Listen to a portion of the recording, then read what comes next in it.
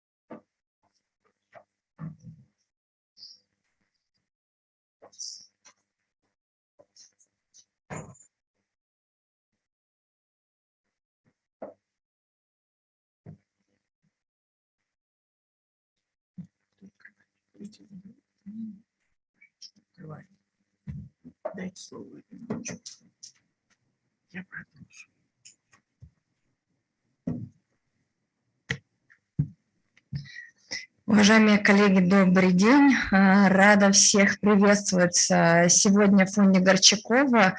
Good afternoon, colleagues. I'm glad to welcome you at this event dedicated to geopolitics and modern threats to international security instruments and mechanisms. We hold this event together with the Republican Center for the Research of War, Military Crimes, and the Search for Missing Actions under the Republic of Srpska of the Bosnia and Herzegovina. And I'm glad to pass the floor to Mr. Leonid Gorchakov. Mr. Gorchakov, you have the floor. Thank you very much. Good afternoon, dear friends. Good afternoon, Mr. Milorad Kojic. Thank you very much for coming. I'm very sorry that right now I'm in a traffic jam in Moscow, so I cannot participate in person and I cannot welcome you in person. But let me stress once again that the topic that today's conference is addressing is extremely important, and it's very relevant, and it will remain so in the future. I wish all the participants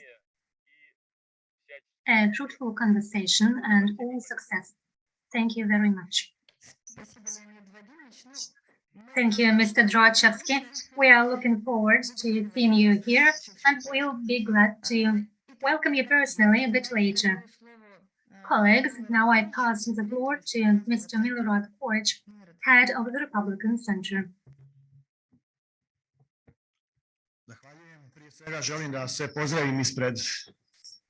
Thank you very much. First of all, I would like to welcome all the participants, and I would like to convey you the greetings of our Republican Center. As has already been mentioned, the Center is one of the 4 organizers of the conference. This conference will address very important global issues. I also deem it important to express my gratitude to the Gorchakov Public Diplomacy Fund for having facilitated this event. We consider it to be of utmost importance. Such conferences dedicated to the modern aspects of global security are extremely important for preventing the falsification of history.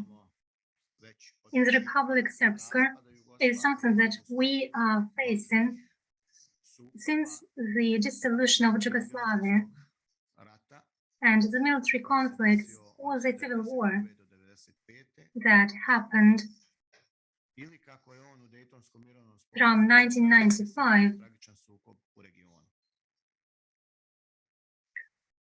or we can define it as a tragic conflict, as it was defined in the agreement.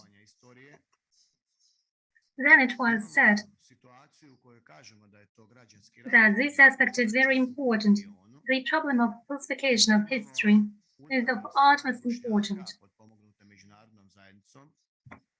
Sometimes we see that Bosniaks attack us, and so they accuse us of falsifying the history. Odredbe Dejtonskog mirovnog sporazuma i svih njegovih aneksa, a jedan od tih aneksa je i Ustav BiH. One of the addendums to the Dayton Peaceful Agreement qualified the tragic clash in the event. In the beginning of my speech, I already mentioned that today I would like to use this opportunity not only to express my gratitude to everyone, but to stress that we need to raise topics that we see today on our agenda.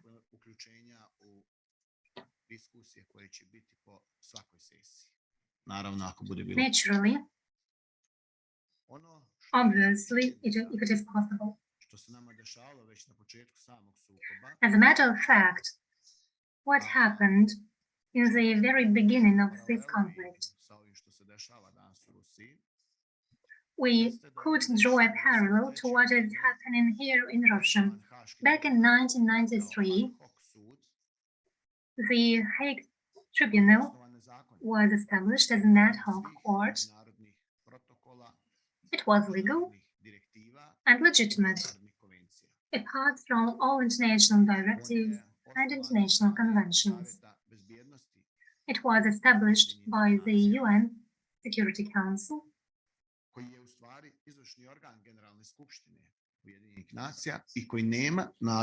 as an executive body of the United Nations General Assembly, and it had no right to establish such a court, although this ad hoc court was established. However, it is obvious that, as I've already mentioned, the formation of such a court was possible. The ultimate intention was obvious. They wanted to put the blame for the dissolution of Yugoslavia on someone else, and they wanted to justify the international community the direct participation of the international community in the war of former Yugoslavia. Let me remind you, in 1995, there was an operation by the NATO, and the very name, the very title of this operation, the good intention, points to the fact that it should have had good intentions. However, it had bypassed all of its fundamental documents, and it became one of the offensive parties. Bosnia and Herzegovina will never be and has never been a NATO member state, or I hope at least I hope it never will. The consequences were very clear. They made 415 military flights, combat flights, and used the special response, the rapid response forces. They used shells with uranium, and they attacked civil infrastructure. This infrastructure included large bridges, large plants in the Republic of Srpska. They did so to prevent the defense of the civil population and to damage the civil infrastructure, as well as communication lines of the Srpski army. All of this was accompanied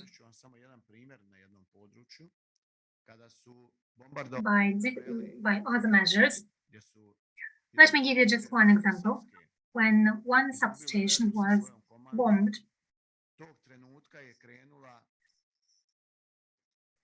the army of the Republic of Srpska lost communication, lost connection to its commanding center, and that is when the counteroffensive started, and about 20,000 soldiers that included legal forces of al-Mujahideen troops were Islamists.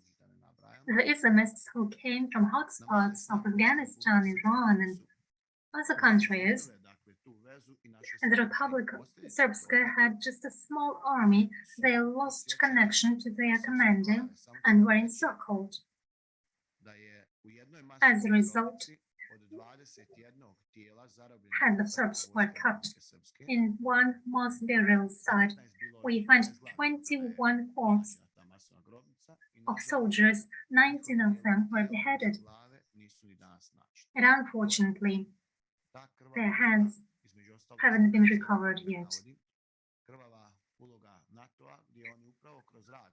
This was the bloody row facts. When we are talking about the Hague Court, the ad hoc court, we should remember that they compiled their own charter under the Anglo-Saxon law,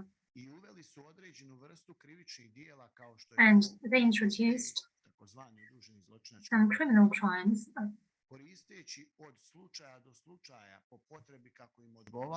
and a notion of delayed criminal act. They use it from time to time only when it is convenient to them. They apply either continental law or Anglo-Saxon law, whatever suits them best. The first verdict already made it clear that it was made for the political and military leadership. That was the intention, to make sure that through these tribunals, the Republic of Srpska is defined as a genocide union and the Serbian people as a genocide nation. And the reflections that followed after all the later verdicts at the level of Bosnia and Herzegovina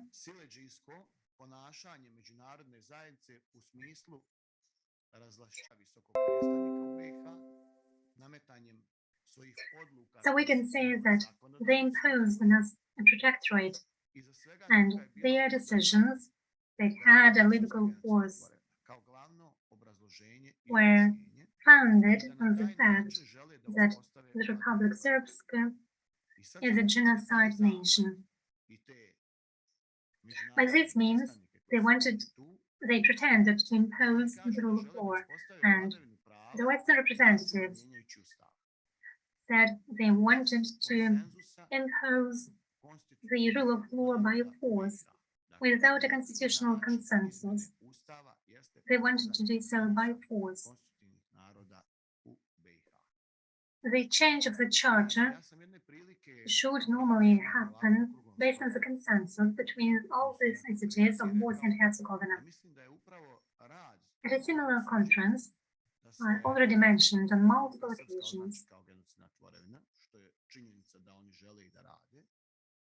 to define the Republic of Srpska as a genocide state, the ultimate goal was to raise doubts about the legitimacy of the Republic of Srpska. On the 21st of November, that is on Monday, 2 days ago,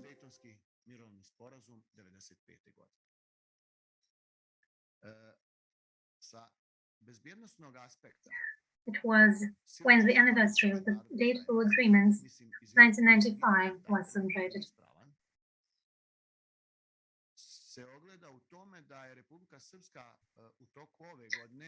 So we can say that Republic of Srpska initiated a process of getting back to the previous constitution, to the previous charter, because right now the constitution that was signed by Bosniaks, Serbs, and Croats is no longer existing because different bodies and institutions were established. I can mention the Institution of Justice, the Institute of Justice, and according to it, the entities had the ultimate power. So this order was established in a non-constitutional way. For example, you form a non-constitutional entity that should promote a decision by the government by force in an illegitimate and unconstitutional manner. Republic Srpska entered the process of getting its competences back, and were developing the laws and legal acts. We established a working group where, for example, we developed regulations regarding the army, the intelligence services, and our defense services. That's what we would like to get back into our competence.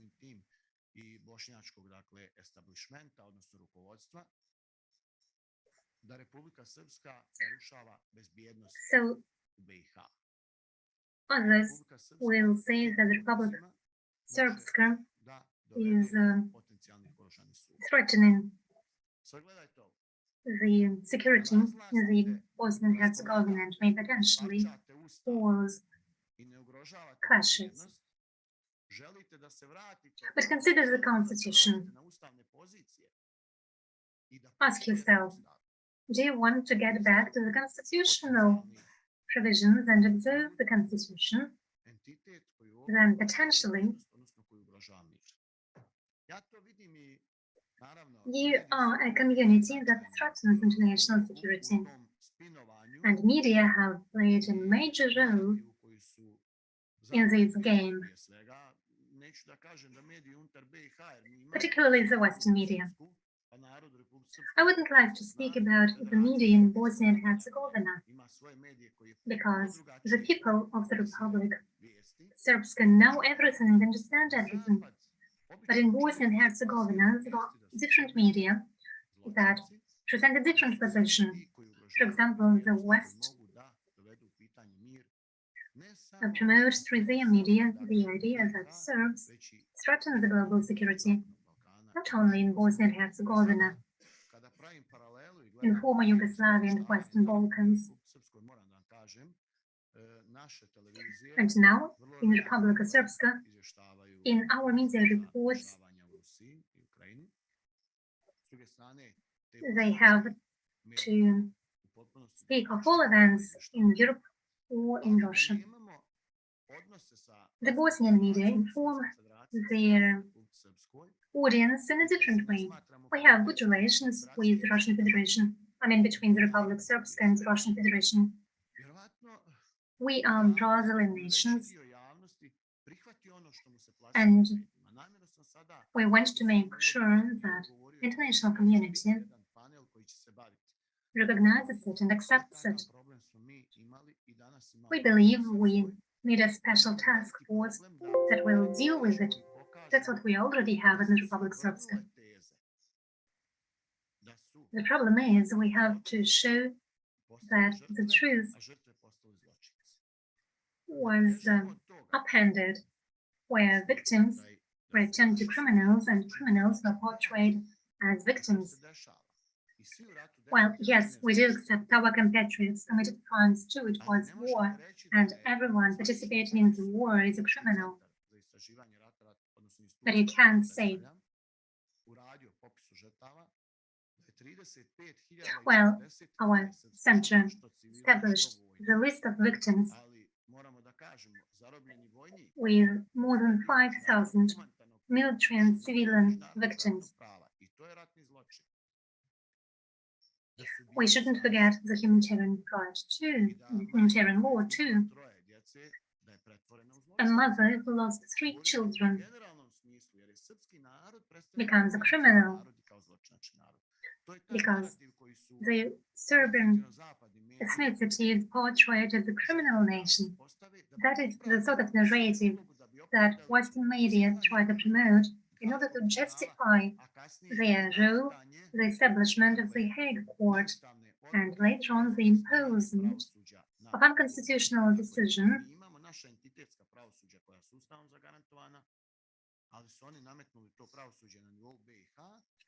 we have our Republican justice, but they imposed on us the justice system in Bosnia and Herzegovina, and this one is unconstitutional. And one of the department is the department to investigate crimes of war. And now I would like to cite you one of the examples we have, and everybody and all those cases should be investigated. You cannot blame the whole peoples. Just look at this sentence which was brought in by the court, Anglo-Saxon and continental. They use Anglo-Saxon and continental system of justice.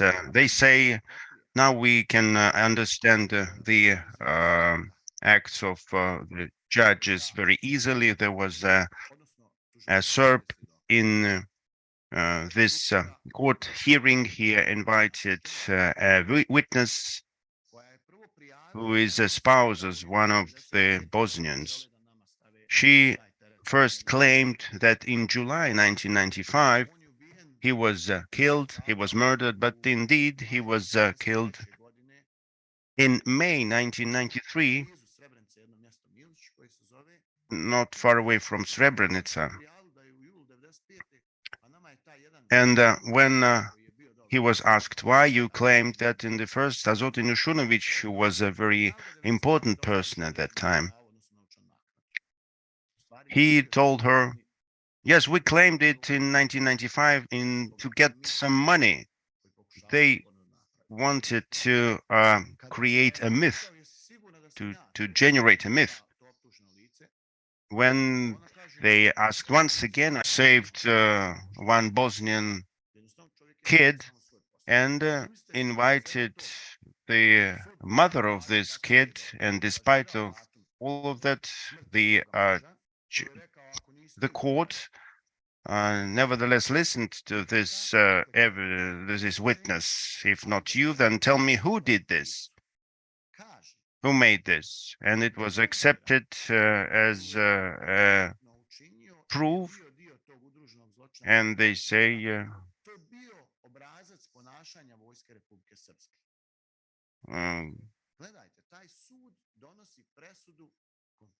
that was a model of behavior of the Republic of Srpska. They brought a sentence against the Republic of Srpska. And I will do my best to abridge it, to make it clear. When the justice was provided at the level of Bosnia and Herzegovina, the prosecutors were foreigners. Just imagine, there was a guy from England, a British person who has a completely different system of justice from our system, and he gets assigned as a prosecutor. On one hand is an English guy, on the other hand the American, and they just had an agreement that they should blame the guy they agreed to. And there was a cause for the volunteer war. There was Yevganic, a bad guy, a crime, who was presiding in the board, and the foreign prosecutor suspended the trial over him. And then after this search, that was a very important person before the war and during the war, And he was caught in the Great Britain on the accusation, on this accusation that he was to blame, but the prosecutor didn't let him give away to Republic of Serbia. He was handed over to Bosnia and Herzegovina authority, American support, and those who witness in favor of him are professors in the university. You can just imagine from this one example what was the role of the people's community. We do have a problem of this work of justice and non-observance of the rule of law. In our federation, we have the community and the young people who have become very radical and who provide a very serious threat to our security on only one simple reason. If the court did not consider crimes which are obvious, which were obvious, young people believe that this is allowed, this is okay. If you kill somebody, I can go and see Anna who stole a newspaper in a store. Like it's just an example. She did it. She can do it tomorrow or yesterday, and anyway, no one blames her. So if I see that no one blames for that, no one punishes for that, it's allowable, and it becomes a normal behavior. It becomes a norm.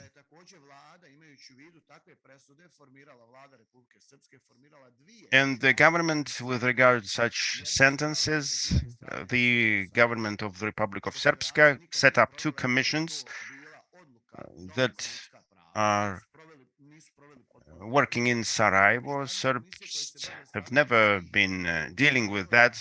The International Commission is set up also for dealing with the problems of all peoples in our region.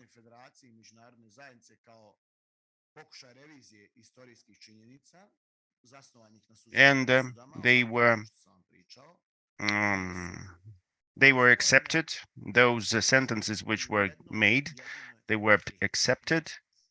They were not being challenged with none of the phrase, none of the word, which then what happens then after this commission? The top representative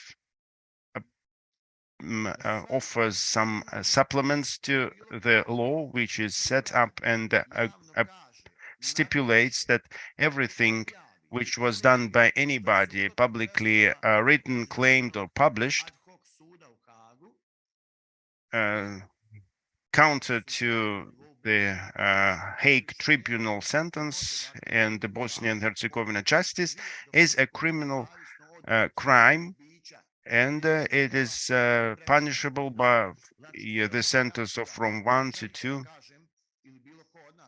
sentences, so years. And everything what I can say, and anybody can say that there is no crime in Srebrenica, but for these words I can be sentenced to jail, which and this is a great power which doesn't give an opportunity to show the truth and to justify this truth based on the facts. They want to keep false sentences made by the Hague Tribunal, and I have to finish my speech because we have short of time, but it doesn't mean that in other sessions I will not be connecting and participating. Thank you very much again, and I want to thank all of you who will be speaking and participating in this session today and tomorrow. Thank you very much to the management of the foundation for this opportunity to show and to bring some parallel discussions and claim that Serbs and Russians are victims of the West. I think I used quite heavy term now, but I believe that the geopolitical situation to the greater extent is changing now. And I believe that after you will be winners, will become winners, you will help us to handle this problem. Thank you very much. Dear colleagues, we all together have listened to the welcoming address of the topic of very serious problems which used to be on Balkans and which are continuing now at our grounds. And I have to say that the topic which is set in front of us today, geopolitics and modern threats to international security, tools and mechanisms of influence, is absolutely critical and important, not only for our scientific community, but also for those who make the politics, and is really important from the point of view of understanding where we are today and who plays against him, against whom, and what goals we pursue. And I'm really glad to see Serbs besides us. These are the only people who support us in Europe today. Those who didn't stop cooperation with us, these are people who accept us. We use only Serbian airlines when we fly to Europe. This is the only connection which is left with Europe, and I know that they will never betray us. I have to say only one sentence when I congratulate those Serbs.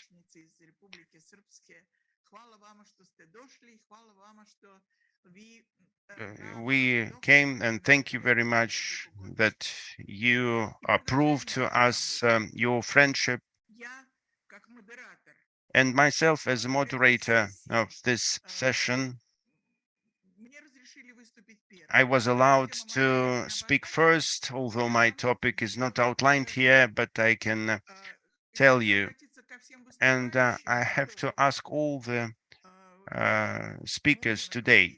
We have from 15 to 20 minutes each. This is a normal timing to express all our thoughts and to have an address to the colleagues with your topic. The topic of my speech is modern European terrorism, started and was fine-tuned in Yugoslavia. We've been living for a long time under Western plans, but with time they have been improved, and now they turned to a model which was openly used in Ukraine, Georgia, and other countries, but everything began in Yugoslavia. The most important thing that this model, this template was checked in one situation to break one big and powerful federation, which was Yugoslavia.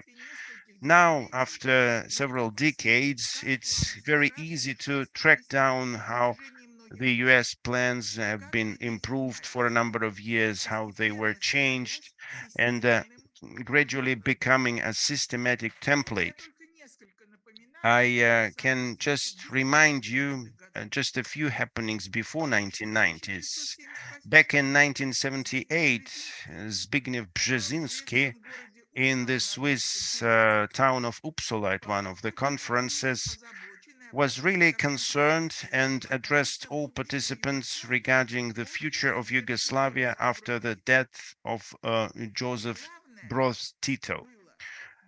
The most important thing for him was not to allow Yugoslavia coming closer to the USSR. I'm not going to tell you more, but at this conference, he even presented his plan of several items, what needs to be done in Yugoslavia to prevent this from happening. Later, in the US, a doctrine of Yugoslavian collapse was designed, including a couple of steps or stages. A little bit later, they came up with a book of one of the Yugoslavian journalists, CIA Against Yugoslavia, 1947-1997. where they described specific plans, and there is a document with the definition that the Directorate number 35, Bill Clinton has given the priority to Serbia in operating with the CIA, and this book depicts the activity of this organization and the territory of Yugoslavia. One of the politicians, Borisav Jovic from Serbia, back in 1989, told about the preparations for Yugoslavian scenarios. I'm not going to tell you more about it, but a very interesting study was made by a prominent Serbian scientist, Mili Abramov, who tells about the activities of secret organizations, the Union of Foreign Relations, Bilderberg Group, Three Partisan Commission, and Catholic organization Opus Dei. And we managed to find some information in the archives about the activities of those organizations. Also, very interesting data are contained in the book of Nenezic, The Role of Masons in the Territorization of Yugoslavia. In the mid-1970s, they tried to put Yugoslavia on their own tracks, providing a specific plan to change over to another concept of the state development. If we had time, we could discuss it more, but unfortunately we don't have this time. So let's move on. In the US, they designed the global leadership strategy, and we all know about that. But starting from 1991 to 1995, this strategy was rolled out and piloted, especially in Yugoslavia. For us, it is very important to understand that, especially on Balkans, starting from 1991, the international rule of law was destroyed. The system of territorial management was created based on protectorate, and the methodology was piloted, which had to be block the international rule of law and change it and replace it with another rule when the power of the force was used instead of rule of law. Especially on this territory, special organizations were established to provide the visibility of some rules and laws. Some of them were existing short period of time, and they went away after they accomplished their mission. This was the Arbitration Commission headed by Baden-Württemberg, and this commission stated that the Republic of Yugoslavia is in the territorization process. The same purposes was for the London Conference of August 1992, Hague Tribunal, Content Group, and a number of other authorities or organizations. They were really interesting. If historians didn't recorded them, they were existing for a very short period of time, and then they went away. But the rules and the laws stayed, and the Yugoslavia was condemned based on those rules and laws. In the late 1990s, a specific crisis of UN was evident, which were not able to provide fair solutions to the problems in the world, and in particular in Yugoslavia. I'm not going to give you facts now. I will try to give you only the summaries. The conclusions which we can make are the following. The system of international law stopped to operate. So the balances of powers was broken, which was built after the World War II. The rule of force has become stronger. When solving conflicts, they started to use forceful approaches, and this is becoming a norm of European practice. Second thing, the conflict between the right of people and safety resulted in the mechanism when creating a standalone state is regulated not by the norm of the international law or constitution of this federation, but by the solution of a group of people or political leaders of other countries. Third, inefficiency of UN activity resulted in the fact that the organization started to support only one party of the conflict. They started to use force to punish some uncooperative part of the conflict. From the documents of the Ministry of Foreign Affairs, we know that those who voted for sanctions of Yugoslavia on the 3rd of May of 1992 knew about the unfairness of taking solutions. But Moscow was given a task that there should be the unity in the Security Council, independent from what you are voting for. Next, the striving NATO for creating the new system of security in Europe. This is one of the features of that period. Setting up the standalone role of NATO in regulating international conflict, first as an element of international operations and then as an independent factor under the flag of peacekeeping, and then without approving it by the Security Council. This brings up the peace coercion mechanism. What goals am I talking about? The dissolution of Yugoslavia, political, economic, and military isolation of Serbia, distinction between separation of the Serbs and without any possibility for them to reunite, undermining the trust of Serbians to Russia and its diplomacy.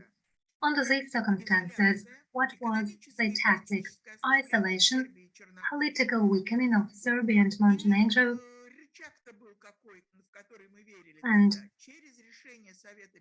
through the decisions of the UN Security Council and the General Assembly of the United Nations, the only country, Russia, that could oppose the decisions didn't do so.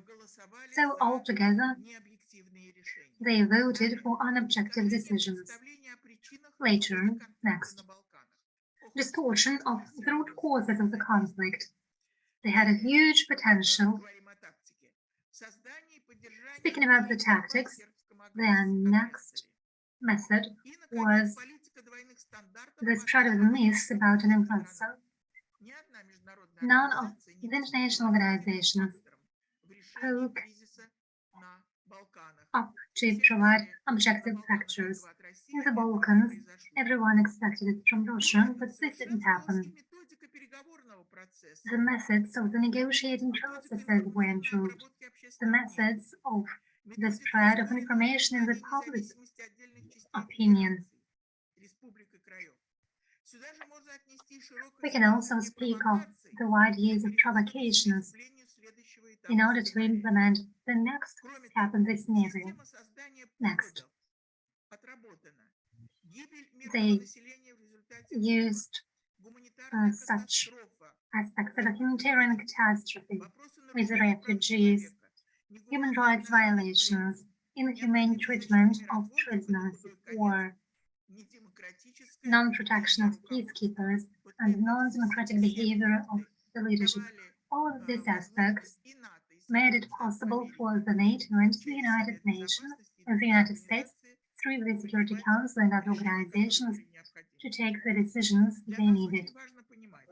For us, it is very important to realize Yugoslavia was a place where methods were tested that can be used to dissolve a multi-ethnic federation, to ensure recognition of certain entities as independent states, to ensure the governing over political processes in the region, to undermine and dissolve the states, not based on the will of their peoples, but in order to substitute the unfavorable leaders. This is a very dangerous example for Russia. For the collective West, the attempts to undermine their power in Russia, they developed a system of color revolutions, and for the first time it was tested in Yugoslavia. The revolution in Serbia made a wind change in the operations to undermine the regimes. with the use of new ICTs and active participation of non-governmental organizations. I'm not going to speak of the methods, concrete methods. Many of us know it themselves. But counter-revolutions are a coup d'etat, an anti-constitutional seizure of power with the use of technologies imported from abroad.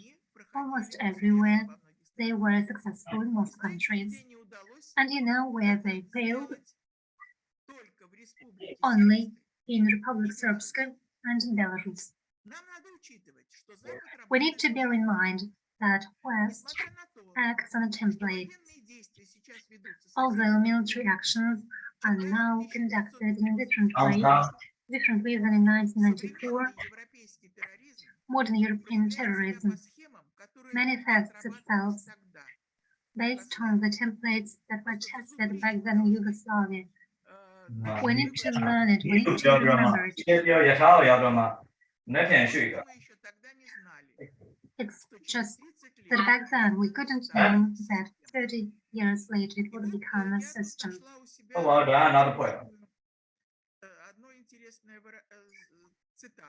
I found a very interesting quotation. Back in 2008, in one of my articles, I wrote the following. The main task of Russia is to get the humanity back on the trail of international law, stop the chain of illegitimate actions that were launched in Yugoslavia.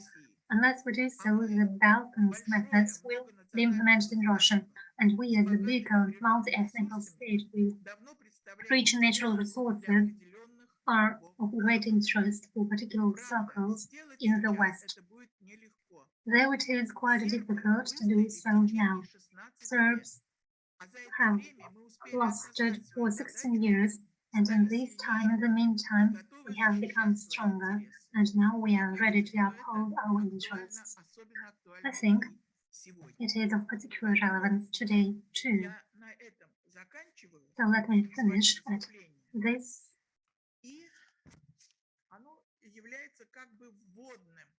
So it was an introductory statement. It was wide recollection, a broad recollection of the events that happened back then. And let us remember that our colleagues came to us from Republic of Srpska. I suggest that we proceed in the following way. As I've already mentioned, each of us will have no more than 15 to 20 minutes. And now I give the floor to the expert for international terrorism and political Islam and expert for social relations, and very prominent in the Balkans, expert Mr. Djevar Galyashevich. Throughout these years, he has been trying to disseminate real facts, the truth about the war, and let me be frank, he has sustained a lot, but he continues to be physically fit now, and we are very glad to welcome you now, Djevar. Please, you have the floor. Thank you very much, Yelena, for these words of introduction. It is wonderful that we can speak about terrorism from the point of view of geopolitics. In Bosnia and Herzegovina after 1990s, we know it firsthand. We were victims of lots of terrorist acts. But as many other countries and peoples, we have accepted the Western interpretation of the phenomenon of terrorism. We have accepted, adopted the axioms proposed by the US, meaning that we consider terrorism as an expression of an emotional state, the state of anger, the state of fear. Terror is fear, means fear. And in that sense, terrorism should be understood as fear without any limits. But if terrorism is an emotional reaction to some military political measures, and terrorism is always a military and political measure under a foreign flag, so in fact, terrorism is a notion of the US, is a US terrorist organization. It is how they consider it in the West.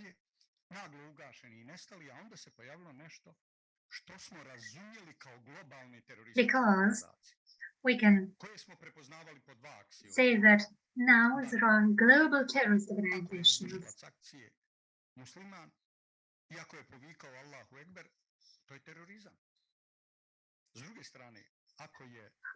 For example, if someone commits an act of terrorism and says Allah Akbar, it is an act of terrorism.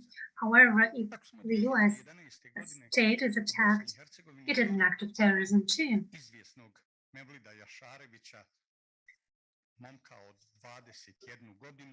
In Bosnia and Herzegovina, we had an example where a 21-year-old boy, a fanatic, Islamist, radicalist, came to the US embassy once and fired from an AK, from a rifle, and he hit lots of guards. They were Bosnians, and we were told it was a terrorist. Can it be considered as an act of terrorism? Is terrorism only an emotional response to fear, or is it the spread of unlimited violence that happens with clear political interests and in an organized manner? If we don't see the organization behind this, does it mean that it was not a terrorist attack?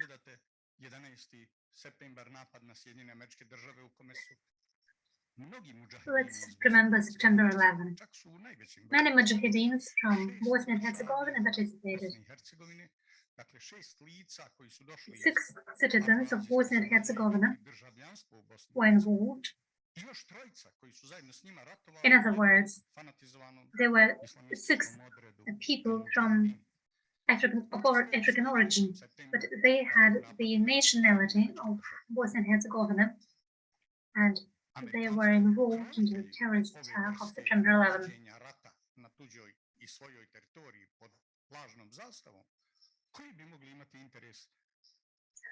It is a sort of false flag operation. What was the interest of the US? It was,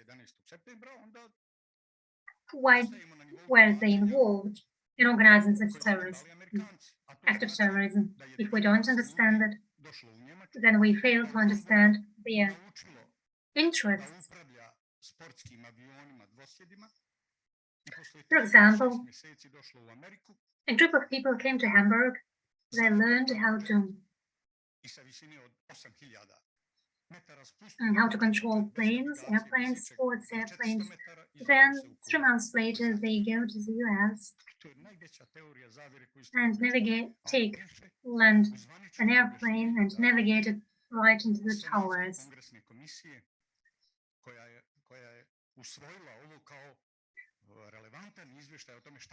We see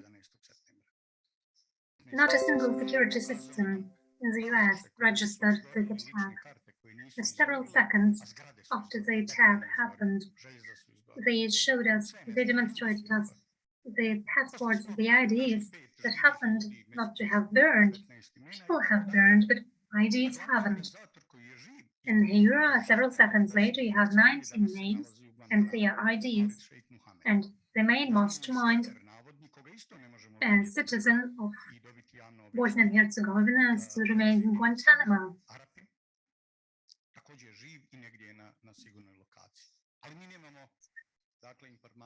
Probably he is still alive and is somewhere in a safe place, but we have no further information. Why did the US sacrifice 3,000 of its citizens? Probably we know the answer. Was it in order to justify the killing of 3 million Muslims later, to be able to state that terrorism is an Islamic model of war, that it is lies? And right now, in principle, the US is the country with the greatest military potential. In our previous year, Russia was always considered as the greatest victim of terrorism. 2/3 of terrorist victims died in Russia, and only 1/3 amounts to different parts of the world.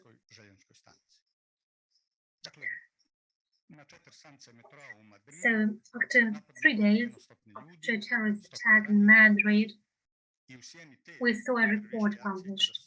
Hundreds of people were injured.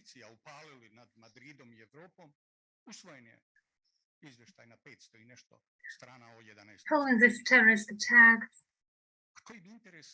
the lights went off on the US Senate, and that was when the report about September 11 was published. What was the motive behind the terrorist attack in Madrid?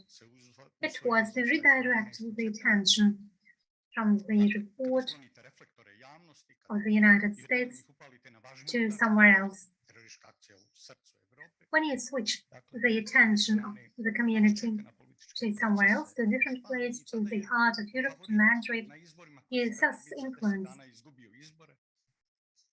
the public opinion. You influence the political process in Spain. The politician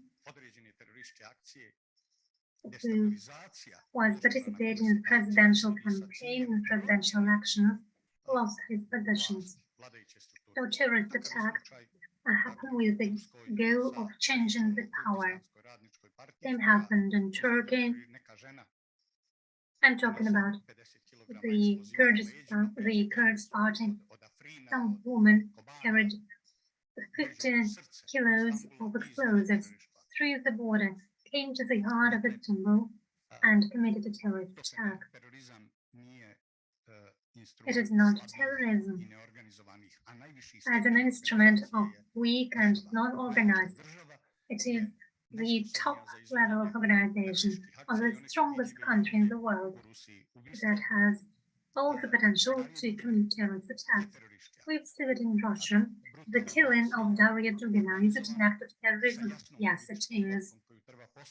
Violent crime with a clear political message to the citizens and to the Russian government, namely that there is a front not only in Ukraine, you have the war in your backyard, and you can no longer be confident in your cars, and people can be killed, innocent people can be killed. That is the most outrageous sort of terrorist attack, when a child, an uneducated child is being killed, when the educated father had a mind that was strong enough to understand what way the Russian history is going.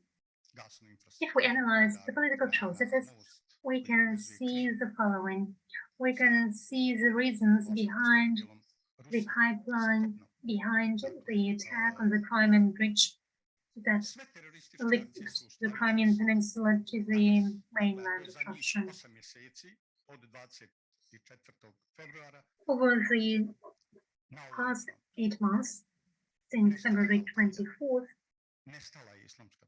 were related The terrorist attacks were related to these events. There is no Al-Qaeda any longer. There is no terrorism in the Middle East.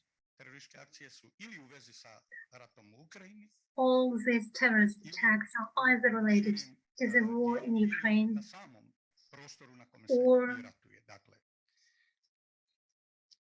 in a broader sense, on the territory of hostilities.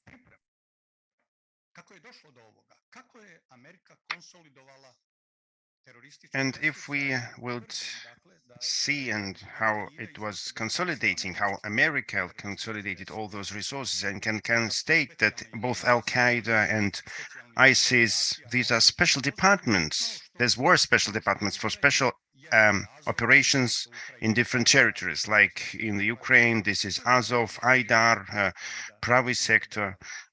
And this is the same as in the whole world. It's where Al-Qaeda and ISIS were active. The US are dealing through pandemic, through protective measures. They've been preparing for attacking Russia. They have to set the beginning of the new Crimea War and then the war on Donbass. Till the last line, they have to bring it till the last line of power destabilization and destabilizing Russia and in other countries, and they bring it up to the collapse of Russia. This is their final and ultimate goal. That happened in Yugoslavia, as previous speakers mentioned. Migrants wave again means consolidation of resources. Those at whom we looked at of migrants, they were not poor refugees. These were young people from 18 to 30, without kids, without women. They, to the very rare exception, and that was shown on TV, that so-called refugees have come, which evoked serious ways of rage and indignation in the West, but they go not to Europe. They have to be the army in the all objections disappeared, but the migrant wave still coming from the Middle East. Then the Americans left Afghanistan, but they were 300,000 militaries, soldiers. They trained, and they brought over 100,000 to Ukraine. This is a potential Israeli for attack. Russia preempted it all with its special military operation, but that system was ready for war. Some segments were really ready, and we do see it in special spots in some actions they make and plans they had. The plan is not made by Zaluzhny overnight. Those plans have already been created much earlier, and Russia preempted it by its military operation. And otherwise, there had to be a total war, not only from Ukraine, not only on the territory of Ukraine, but also in Russia. Terrorist acts in Russia should happen by different means in different ways. And of course, 400%. Russian special services are not ready for that war. When you wage this war in one war which lasts, and if you have a country that you occupied, and Maidan, that was not just a putsch, it was an aggression of NATO over Europe, over Ukraine, occupation of Ukraine using the fifth column, if we call it. Same happened in France under Hitler. All that we already saw in the history in Bulgaria and other countries. Like you occupy a country, you find the locals, and you rule this country using those locals. The country becomes captive, becomes dependent on you, and you change everything. You have confrontation inside your country and inside the regime. And that was done also in Bosnia and Herzegovina. Kurdistan, very promising project for further fragmentation and further overthrowing in Iraq and Syria and Turkey. And Turkey. Both Turkey and Russia have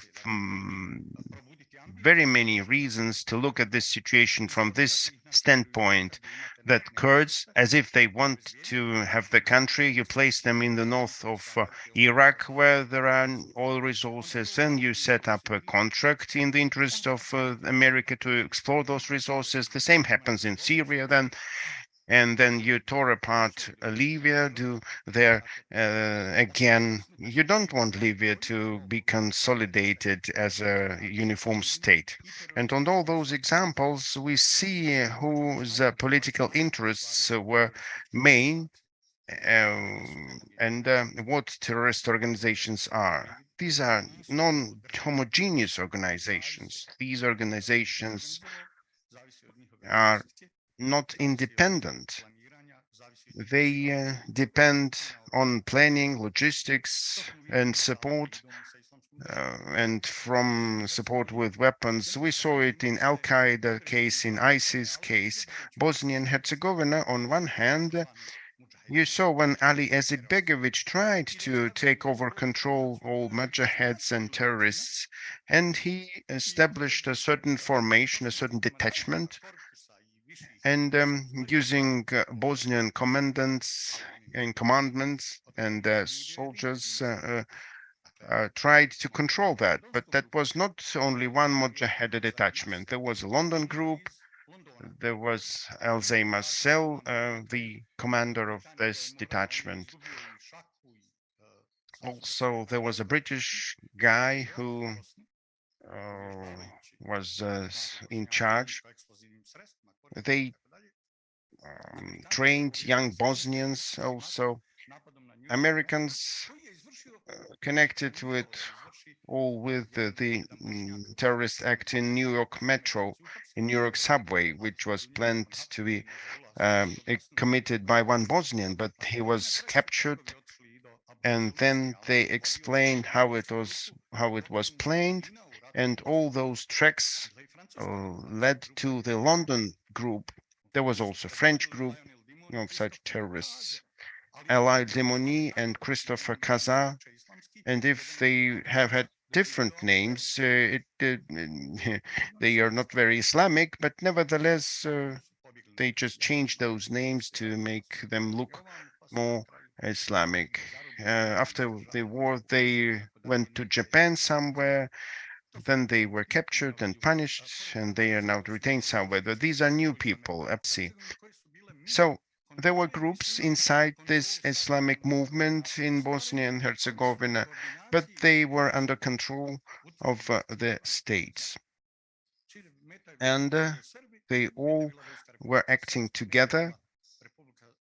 The goal was Serbs, the Republic of Srpska, and in this way they executed their strategic goal.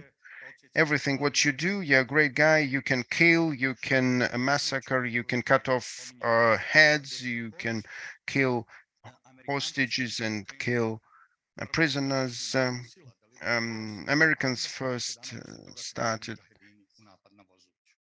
the operation of Tribal Force, and then after 5 days, a ritual cutting of heads happened. We never saw it neither in Syria nor anywhere.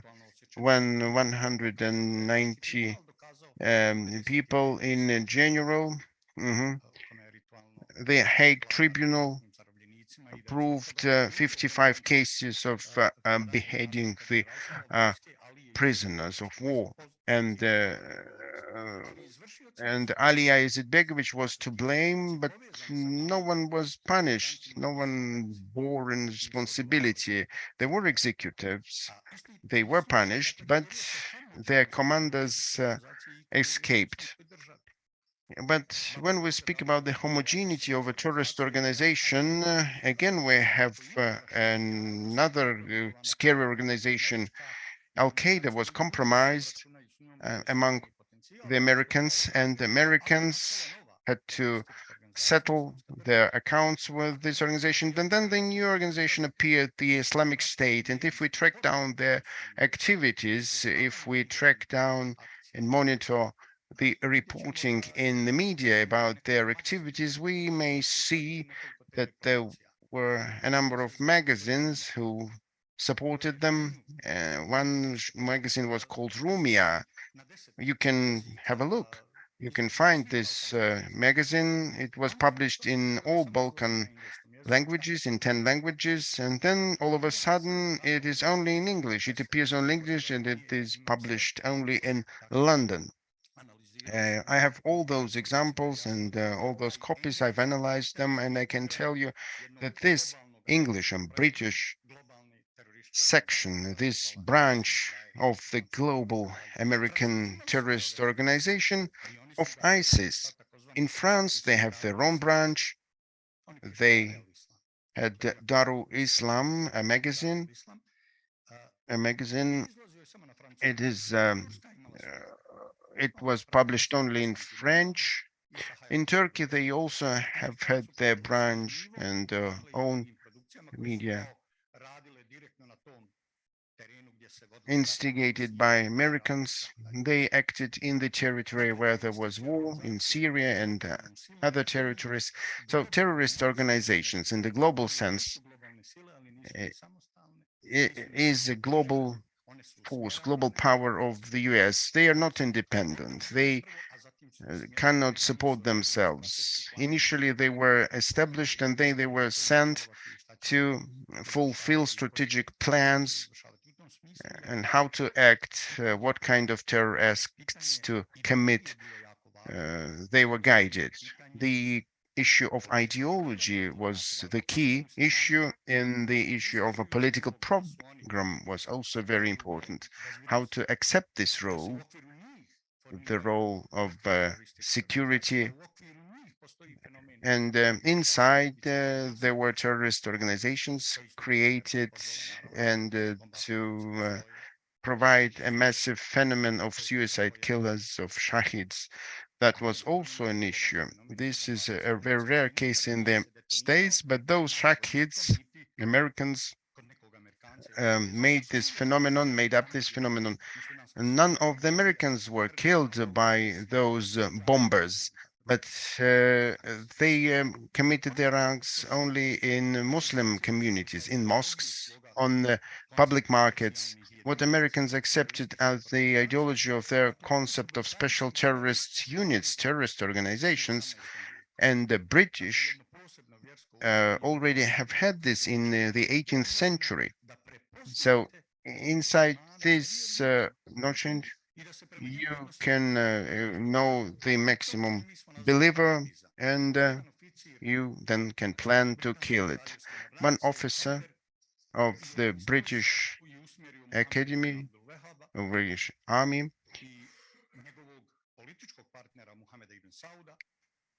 he was training Ibn Saud to withstand, to confront the Ottomans and the reforms and the building the new system. New ideology was set up in this process, the ideology of Wahhabism and political radicalism. Then brothers Muslims were established by the British in the previous century. This is the basis for terrorist organizations as we perceive them. We perceive them as Islamic, but they are directly related to the American global power and global force and the executive of their causes. Thank you very much. The problem of terrorism for us is very important. Of course, there were so many organizations and names mentioned, but we are also suffering under those terrorist acts across whole Russia, not only in Moscow and St. Petersburg. So thank you very much for this serious analysis of yours. Now let us listen to the Associate Professor of the Department of Internal and National Security of Diplomatic Academy, candidate of political sciences, Mr. Anton Varfolomeev. Thank you very much. Thank you, Ms. Moderator and all participants. It's very difficult to speak after such brilliant speaker as Mr. Ilyashevich. I have today a sore throat, unfortunately, but I hope I will make it today. But it will give me the sign, my throat will give me the sign when I have to finish my speech and stick to the timeline. It is very pleasant for me to be here in the building of the Gorchakov Foundation for Public Diplomacy Support. Even in the name of this place, we see two things in common. My two career lines, which I was dealing with for a while. As for diplomacy, almost 10 years it is in the central staff of the Ministry of Foreign Affairs. I started my career in department which was dealing with international relations and transnational terrorism handling. And the public part is my current position. The science is the part of the public diplomacy topic. And since we have here very experienced experts, scientists, I hope that the role of science in countering such global evil as international terrorism will be more and more extraordinary and more important. In my short address, I'd like to follow and parallel some statements which we have already voiced today, because the topic of terrorism is absolutely endless. You can discuss very long, many decades on this topic. We still know that in the UN there's no consensus definition of terrorism. For more than 10 years, the draft of Global Convention on Terrorism is on the table, which was devised by India with the support of Russian subject matter experts in the international security. Well, let us probably come closer to the ground, to practical parts of this topic. I really liked the phrase and the statement expressed by Mr. Jevat. Understanding of terrorism and the whole concept of terrorism is an Anglo-Saxon concept, and it is not only about the semantics and origin of this term. Terror is the Latin basis. It is also about the use and the perception of the terrorist threat capital.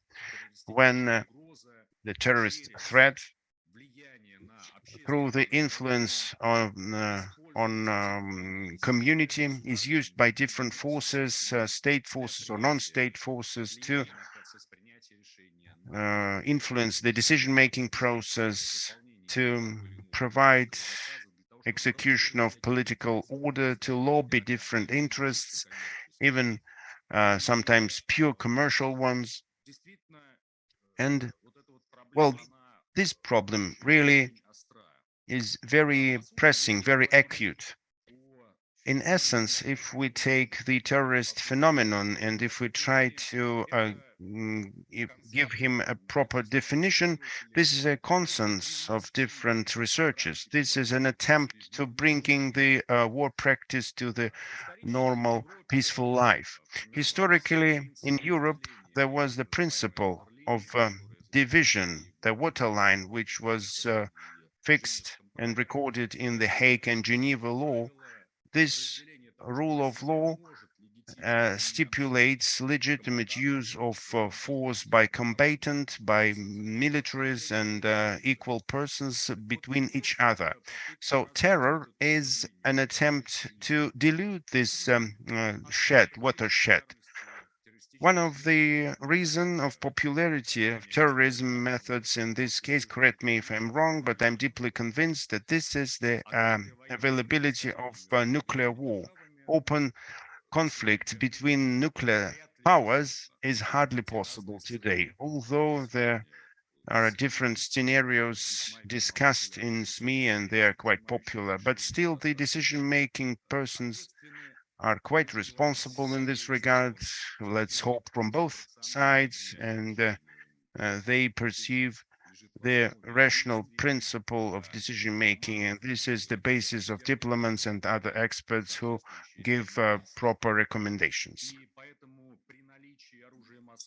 Therefore, if there are nuclear weapons, biological weapons, chemical weapons, and other sorts of weapons of mass destruction, as well as emerging models of weapons that are under development or are already deployed by some countries, they increase the likelihood of an open conflict between the major powers in a very significant way. So the stake is very high in this game. Therefore, we see the phenomenon of proxy wars, the use of terrorist groups, or actually subversive groupings that contribute to the goals or specific interests, national interests. Why am I talking about subversive terrorist groups? There was an outstanding expert, Mr. Krustalov, who, following Mr. Primakov, headed the systemic analysis laboratory at the MGIMO University. So it was his theory that 97% of terrorist activities that is public is of subversive and terrorist nature. Yes, there is pure terrorism, a criminal phenomenon, activities of some anarchist groupings that is not related to any country or any special services, but those are just single cases that only prove the general rule. In the majority of cases, what we define as terrorism, both in terms of qualifications of the Russian criminal code and according to the criminal codes of other countries, it is rather the subversive activity. So it is activity that is financially supported and guided by certain structures and certain bodies. Sometimes those are not actions. In criminal code, we have a notion of acts or non-actions. Sometimes it may be not action, it may be just connivance, meaning that someone provides territories for training camps, or it may be when special services close their eyes to money transfers between various groupings or various commercial organizations. That is what we need to remember when we speak about responsibility. Let me say a couple of words about the phenomenon of fear. I remember a work by Didier, who is a Frenchman by origin, but in his ideas and his expertise, he has gone beyond the traditional European understanding of the phenomenon of terrorist activities. And he had an interesting idea as to why terrorism has become threat number one in the world. At the end of the strict bipolar system, by victims, by the number of victims, unfortunately, while in Europe, the life of every person has no value. But we can say that annually, more people died because of terrorist activities than in the 80s or 90s. But back then, terrorism didn't have the status of a terrorist activity. Threat number one, the one it has become after the renowned UN Security Council resolutions 1368 and 1373. So Didier Bigor says the following: there is always a group of security experts. In particular, he analyzes the US. Security experts are not only those who formally influence the decision-making in the field of security, not only generals, not only members of the security apparatus, but also representatives of the military and industrial cluster. They also include lots of experts supported by financial injunctions like French cooperation, the ODS, and a well-known example. And Bigor says that all these people, in reality, their possibility to influence the decision-making is very much dependent on the perception of threat. So since he specializes in sociology and international relations, he refers to public polls, public opinion polls, and although after Reagan there was a new wave in Cold War, the capital of fear, the capital of influencing the public opinion was waning. Thanks to the detente and because in the public opinion, the idea of perestroika has become very prominent. One believed that soon one would live in the world of global liberalism with national peculiarities, but with common approach and common views of the world order. And Bigor suggests,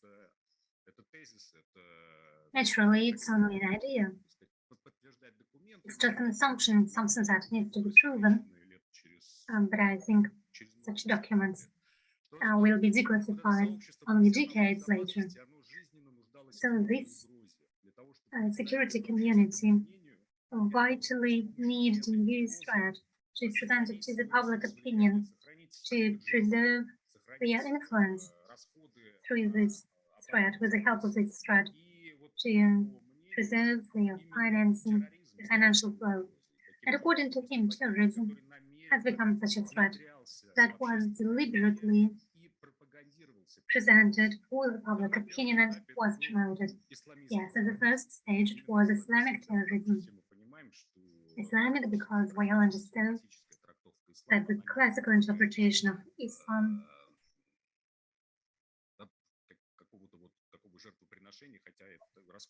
doesn't have the notion of Shahid, or Shahid is something different originally. In the 90s, after Russia, let's be frank, in many issues of international security, started joining the position of the collective West. The terrorism has become the common banner, the uniting factor, with the help of which it has become possible to govern, to lead the public opinion. It is clearly demonstrated by the world public support for the solutions taken by the UN Security Council on the 12th and the 28th of September. The UN Security Council Resolution 1368 and 1373. We are all experts in international law here. The right for collective or self-defense under Article 51 of the UN Charter was extended to the activities or acts of non-governmental troops that they were related to any particular country or government. There may be different theories that have already been voiced here. So it was not possible to link them to any particular government, but nonetheless, the right for collective or individual self-defense was triggered, and measures are taken against a sovereign country, against Afghanistan. It was a revolution and a completely new interpretation of the fundamental provisions was triggered. Article 5 was supposed to protect the US allies from the victim bloc. And for the first time, the Article 5 about the right for collective and individual self-defense was triggered after September 11th, when the attack was considered as an armed attack against the US.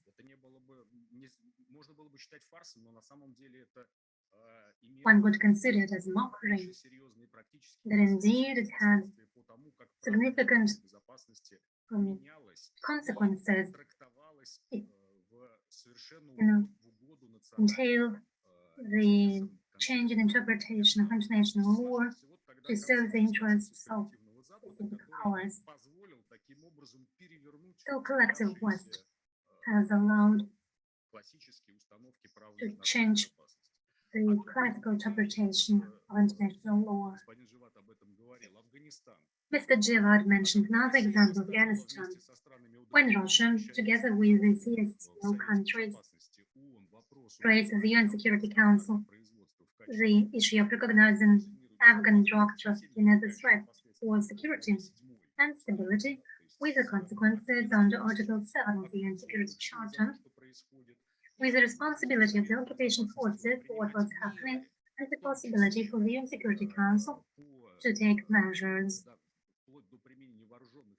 up to the use of military forces based on the decision of the UN Security Council. The draft decision was blocked. Well, obviously, there could be no consensus.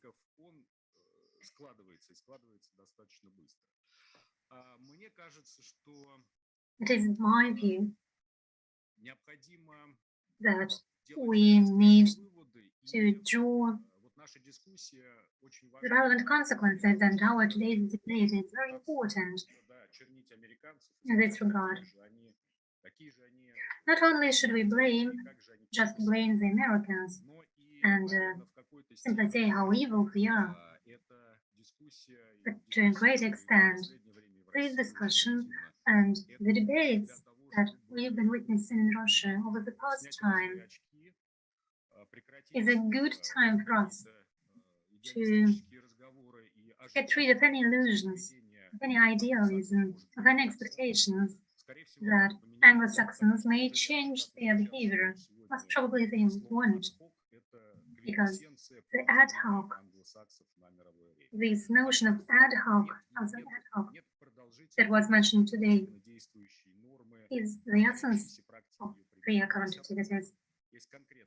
There are no fundamentals, there are only specific ad hoc cases when Anglo-Saxons feel themselves entitled to behave in a certain way.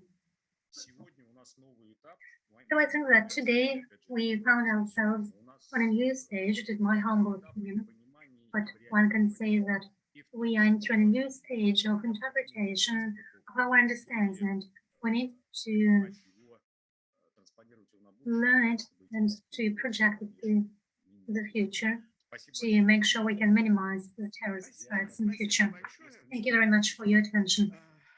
If you have any questions, I will be more than glad to answer them. Thank you very much, Mr. Bartolomeu. Well, actually, we have planned a Q&A session for later. Are you going to leave, or can you, Mr. Leonid Reshetnikov? He is not mentioned in our working program, but we can't better give him the floor, and he's going to leave while giving the floor. I am very glad to listen to you. Well, I'm not going to speak about Yugoslavia, or just a couple of words about Yugoslavia. As Lieutenant General of the Foreign Intelligence Service, who was dealing professionally with these issues for more than 35 years, let me make a couple of remarks. I think Mr. Galiashevich and Mr. Varfolomeev made very right points. So I'm not going to theorize any longer. Let me make just some minor remarks. Right now, terrorism and subversive activities, well, previously they were considered the measures that were used by the special services and the governments curating the special services against particular governments. Right now, all events unfold in the Balkans and in the context of the Ukraine conflict. They all demonstrate that subversive terrorist activities have become the major or a very important part of the hybrid war that is waged against Russia, against Iran, against Serbia, and other countries. By the way, we often blame the US, and in a quite justified manner, as organizers of terrorist activity, terrorist attack. Let me give you some information. Some months before the start of the special military operation, there was a division of the zones of responsibility, and experts much more experienced than CIA and other services, British special services in the Balkans, in Greece, Turkey, Ukraine. Yes, it was all in coordination with the US. Well, special services might be coordinated, but very often everyone acts on his own. And now, the Brits have been the main actors in subversive and terrorist activities in the regions that I've just mentioned. They go for vast campaigns. 30 days were given to Truss. She has fulfilled her functions. She signed the documents and 2 Nord Streams were exploded. And soon he left. In 40 days everything was accomplished. And now she can retire. But she took the historical responsibility on her. She has accomplished her mission. She has done such campaigns now have a global scale. All the activities related to the Crimean Bridge, the death of Daria Dugina, it all happened under the patronage of British special services. The British government, or more specifically, the deeper forces in the Britain that are now searching for a proper governor in England, even collective killing, murdering of the prisoners of war. The first killing, now we are talking about the second killing. They all have been trained, those who killed the prisoners, meaning they are recruited by the British Special Services. So what we are facing is a massive war, a subversive and terrorist war. And probably it's not right to refer to the US. We should pay more attention to the Brits, to the British Special Services, MI6 and MI5, and all the rest. You know, in my life, I met twice the leaders of MI6, English Intelligence Office. These are not just professionals, dear colleagues. These are politicians, very powerful and skillful politicians, very smart politicians. It's not just people who were trained in special schools. They are all graduates from Oxford or Cambridge universities. They do their own ideological job. They execute their mission. And now, taking into account the latest steps of the Great Britain to restore their imperial ideology and their imperial structure, starting from exiting EU and ending with all those acts on restoring their ties with formal territories of them. Now we have got more active enemy now, even if the Central Intelligence Agency and other American agencies. That was my short address on this topic. In general, thank you very much for the very interesting presentations of our Serbian Russian colleagues. Thank you very much, Leonid.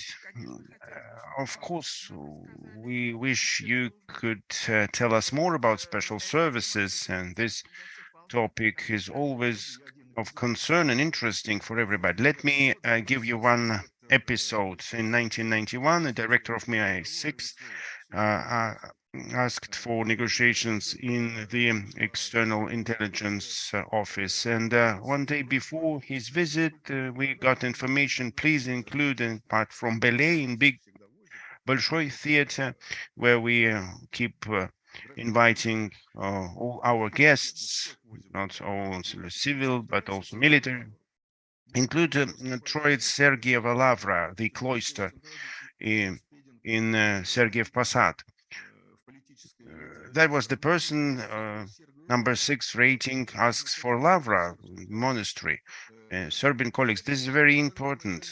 I was heading the Foreign Intelligence Officers Department. I decided to make him accompany him in this trip to a religious object. No one is asking for a part on Greeks, but yes, we came there, and the student of the academy with wonderful English made an excursion, showed everything. And when everything ended, they asked us, let us have a walk around the territory of Lavra, because, well, we don't have time. We have 30 minutes. He and Scarlett, who become the director of MI6 after 2 years.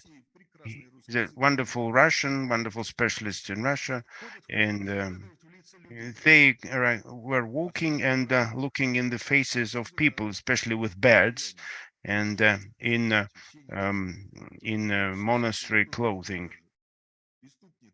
They were waiting for some conflict even, I think. I approach them and say, gentlemen, we have to leave now. They say, we'd like to ask question. You are young and your assistants are young people. We looked at least young. You are coming to a church, you crucify, and then you leave the church. What do you do here? What are you doing here? What in a weekday all hundreds of people do here in the church, in this monastery? We showed you the way to light, but you are turning back to the darkness. We showed you everything, how you should live, where you should go, what shall be your goals. And I was just quoting it. I reminded it for my whole life. Where are you going? Why you need those birded people? Why you need this religion? But I didn't understand what can I explain him next to the grave of Boris Godunov and other czars. What can I explain them? They have shining eyes. For an Englishman, it's an emotional. And the Scarlet, he translates everything into Russian. And now I see our writer, Vladimir Krupin. Many people of yours don't know his name. It's Vladimir Krupin, a very good writer. We have a lot of writers, and I tell him now is a Russian writer. He can explain everything to you. I approach Krupin saying, guests from England try to ask, what do we do here in Lavra? Why are we keep coming to the monastery, to the church? And who are they? I say, the head of the English initiative. Krupin was even staggered and surprised by that, but they approached him, please meet this Russian writer. This is Russian writer Vladimir Nikolaevich Krupin. And Mr. Spedding, head of MI6, says, oh, Krupin, from Pochvini groups, from ground leaders group, the Patriot group.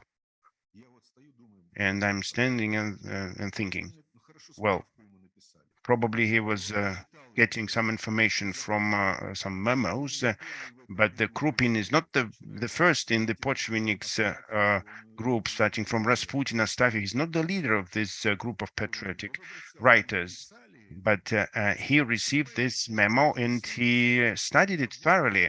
You understand, this is the example how English intelligence works. I can imagine our leaders, well, some Lloyd George, some poet of 18th century. It's absolutely excluded that they know it. So what is in the interest of English intelligence, how they work?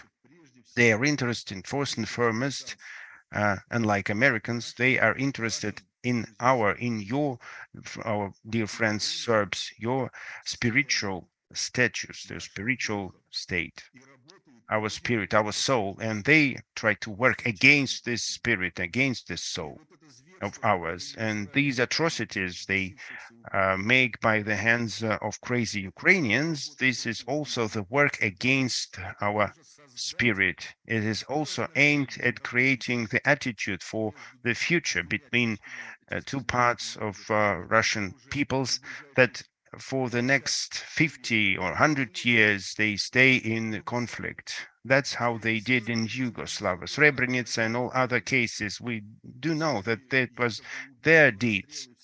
All those shootings and killings, it was done through the subversive activity with the goal to conquer our souls and our spirits. That's to the point how terrorist is used. Sorry for this long speech, but thank you for your attention. Thank you very much. You, of course, you didn't disappoint us. I mean, you, the other way around, you brought apart a very serious interest towards English intelligence in our group. Thank you very much. Now we have two more speeches. We are well ahead of time. We have still enough time till lunch. So I'd like to give the floor to the Dean of the Security Faculty of Banja Luka University, Republic of Srpska, Bosnia and Herzegovina, Mr. Predrag Čeranić. Please, you have the floor.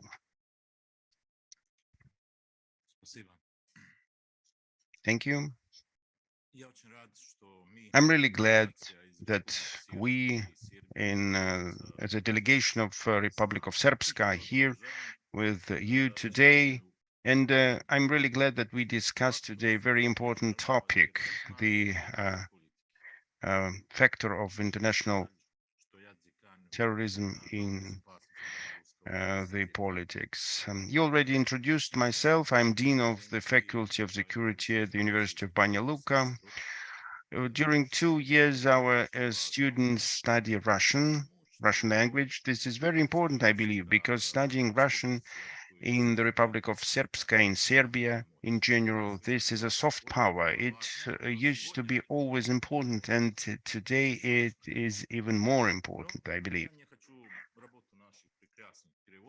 I'm not going to steal work from our wonderful interpreters, and I will continue my speech in Serbian.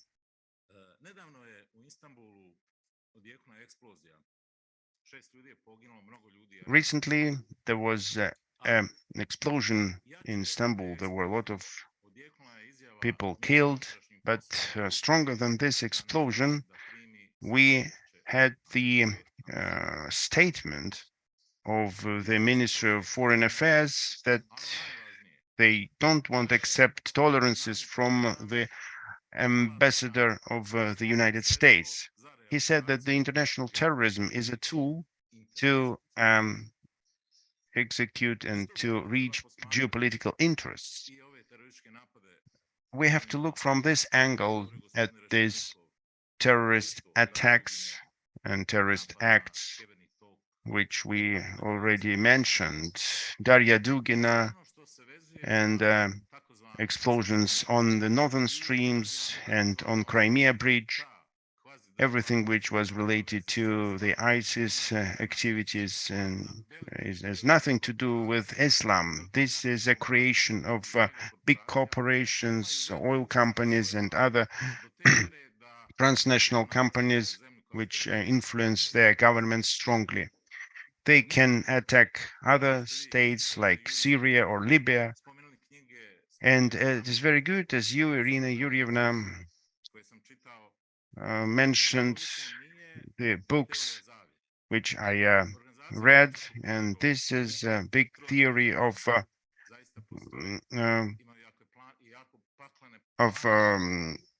collusion. These organizations have terrible plans for the humankind, and now we have a very powerful enemy in front of us, which uses international terrorism. And I've been dealing with this topic since 2014. I published a lot of articles, even in Russian, on this topic. And in those articles, I described what happens when the IS will work. And this text I published before the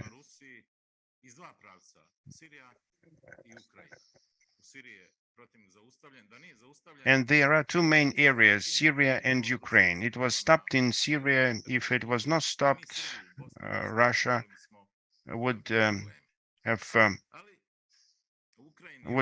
fought on its territories, and we have had big problems. In Ukraine, the line was broken because they use soft power, and we shouldn't neglect this soft power. I was really glad that Russia today established a new site on Russian, and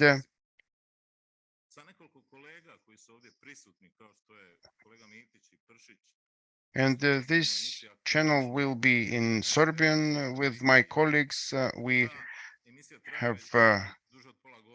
We participate in these shows quite often on the Serbian TV every evening, pro-Russian channel, pro-Russian. And they pay a lot of attention to what happens in Ukraine and what happens in the territory of Republic of Srpska. And we discuss it with colleagues there during these shows, and the security should be aimed at the future. It should give forecasts of what will happen, how to prevent it without developing it. And I should say what measures should be taken and provide the actual information, and then translate important books into Serbian English, like Viktor Osmanov's book. And I was really glad to see that this book, all those are tools for the Serbian youth to change their views and change their opinions, and make sure that they look at the politics with the Western eyes. We used to have these problems in the area of colorful revolutions that you mentioned. I see the danger from the international terrorism. Although in Bosnia and Herzegovina we used to have a number of attacks, also the American embassy was under attack, but this is all internal terrorism. The investigation didn't prove the connection with other powers. The most dangerous is the American intelligence. And I listened with interest the speech of Mr. Reshetnikov, and I have to tell you that I lived it through myself. I experienced it because I used to work in the Ministry of Interior of Republic of Srpska, and I was part of different meetings with the representatives of other intelligence offices. And you always know when British come, and you always know who is doing what. And the British never tell you what they do and when they do. They always speak, they say culture, they know their history, if they know our language, it's very easy to cheat our people. And what Mr. Reshetnikov said, they're very intelligent, very polite, they come from good universities with good knowledge, and they try to deceive us. They are the most dangerous ones, both for Russia and for Republic of Srpska and for Serbia. I came to this conclusion myself. Their brains are behind those acts of terror, and even against those what happened in Ukraine. They even attacked Turkey. They attacked Serbian Kurds then, and they are working in many directions, and their activities give a cumulative effect. What shall we do? What shall we deal? First, it is intellectual sphere. We should study their information operations. We had great problems for a number of years, tragic happenings, death of one guy. They used this death to break the institutions of Republic of Srpska, but they failed. The Russian organization worked in Serbia and in Banja Luka. For the first time, it happened in 2014. I mentioned colorful revolutions. Not many people understood me at that time. Now everybody understands what I was meaning at that time. The link between Russia, not only to Srpska Republic, but also to Serbian leaders, the leaders of Northern Macedonia, Montenegro, and others. Well, I'm not a supporter of the theory that the president of Serbia should be the president of all Serbs, but still we have to be tied together. We should keep those ties. We have had the leaders during war. Now we have a leader as Milorad Dodik. If you have good leaders, good specialists, no one be able to do anything against you. To the fact what expects of us, I believe that there will be revolutions and terrorist acts will continue, unfortunately. But so far, this indoctrination didn't hit us. The part of Bosnian youth from Saudi Arabia through Wahhabite movement and terrorism cannot happen without motives. It is always a media to or a tool to reach certain strategic goals. The explosion or a terrorist act can be made even by axe or by truck if there's a political motive. This is only the last action. If we consider terrorism, this is the final move, the final motion.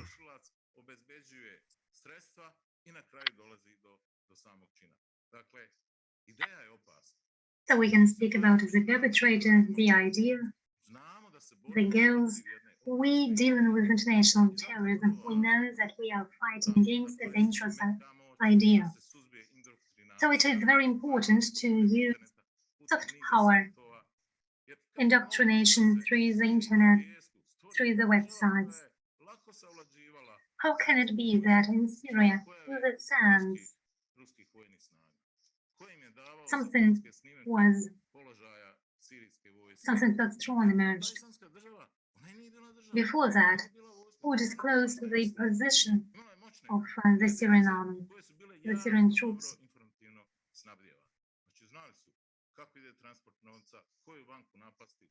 There were powerful unions and groupings who were supplied with reliable information, and before the emergence of the Russians, the Syrian army couldn't deal with it. The Minister of Foreign Affairs of Turkey called things as they are with their true names, terrorism, as an instrument that we have to oppose. And such platforms that are important, websites, the internet, are very important. People engaged in countering terrorism should have a platform to raise their voice, to present their opinions. I believe Turkey will stay in the focus of terrorist attacks. Throughout the next year, will always be instability in that region, and to present Turkey as an unstable state, they will do so to remove Erdogan, because Erdogan is a hindrance for the West. He is opposing the general public opinion. He didn't want to join the camp of those who are against Russia because of his Russian policy.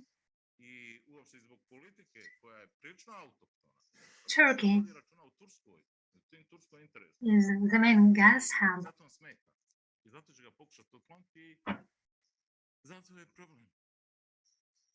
He takes account of Turkish interests, and therefore he is a hindrance for the Western activities. Terrorism needs to be considered as a geopolitical instrument, and smart people use it without any moral hesitations. I've already told you about the ways to oppose terrorists. We should continue our relentless efforts. So the most important thing is the idea. When someone has an idea, the intention to commit an attack, he or she will perpetrate it. Thank you for your attention. Thank you very much. Mr. Reshetnikov has left us. He had to go, but I liked very much this episode that he mentioned about the love of the church. And you know what I think about it? And I mentioned often when I'm speaking before Serbian audience. In the West, they plan everything very well. The Americans and the Brits, particularly. When they prepare something, they always have plan A, plan B, and if plan A works well, they repeatedly replicate it. So why change the plan of color revolution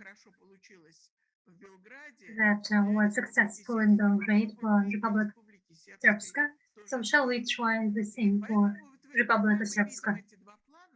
When we see these two plans, we later ask ourselves, why did they fail? And why did they fail so often? Because we and Serbs have one very interesting feature of our national character. We are unpredictable. The Brits, the Americans can decipher ourselves. Therefore, they went to church. They can't understand us.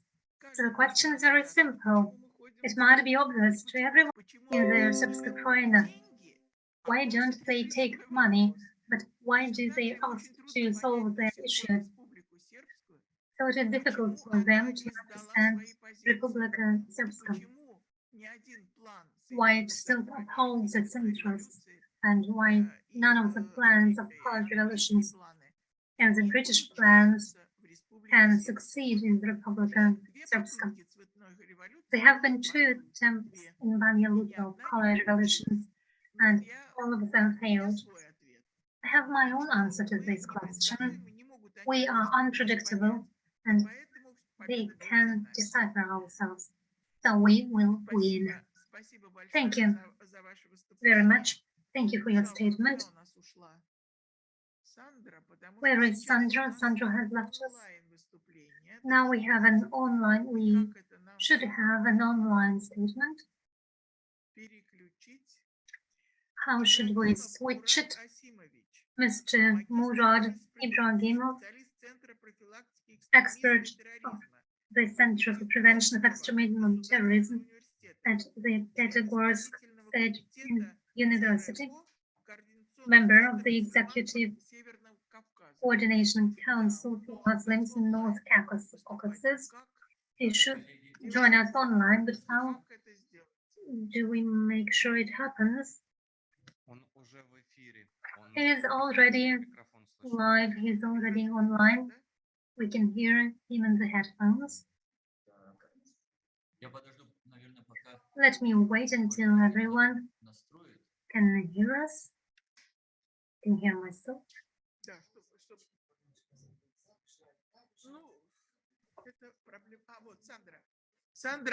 There she is. Sandra, we are ready to listen to the online presentation.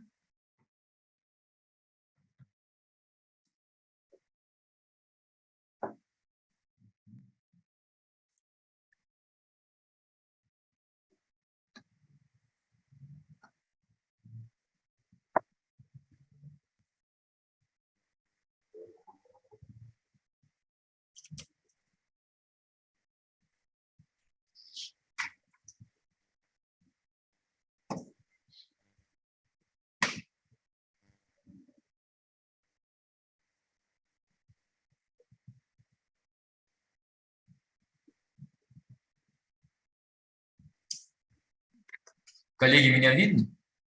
Colleagues, can you see me? Вас видно и слышно. Yes, we can see you, we can hear you. Все, я тогда могу начинать. Да.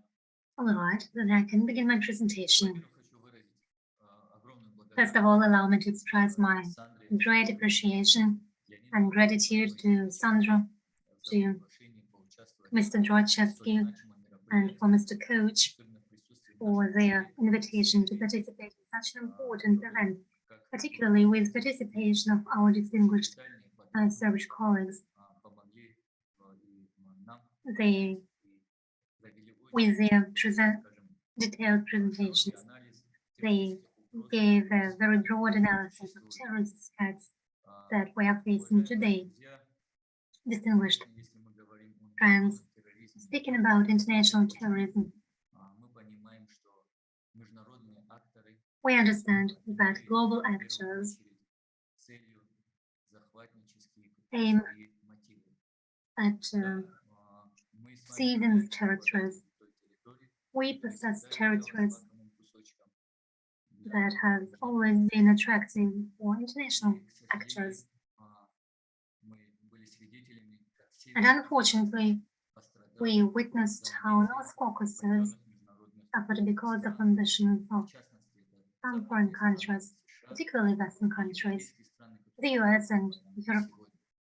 that were already С этой mentioned точки today. зрения мы, конечно, должны From this помнить point of view, we о should геополитических и remember of теориях, geopolitical которые theories были разработаны that were 100 лет developed назад геополитиками over США и 100 years Европы, ago которые by the politicians in the US and как in управлять миром the с UK. политической точки зрения. They describe how the world should be governed. Которая называется Sea Power, видимо, с In the персидского, где-то The выдвинутая first theory entitled Sea Power put forward by the US expert suggests that who controls the sea will control the world.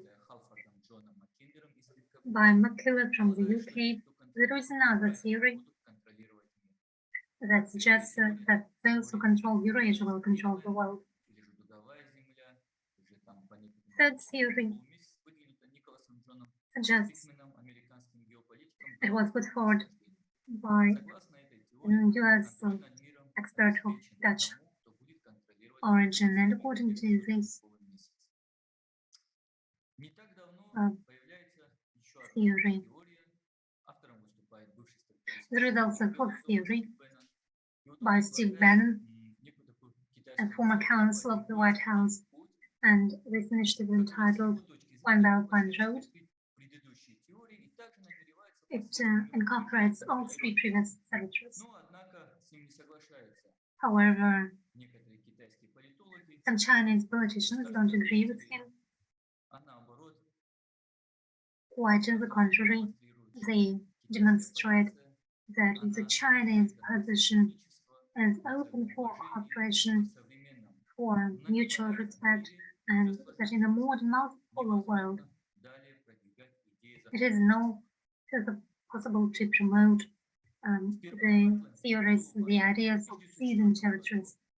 In 1994, Hartmann was mentioned for the first time, and up until now, the heartland theory being promoted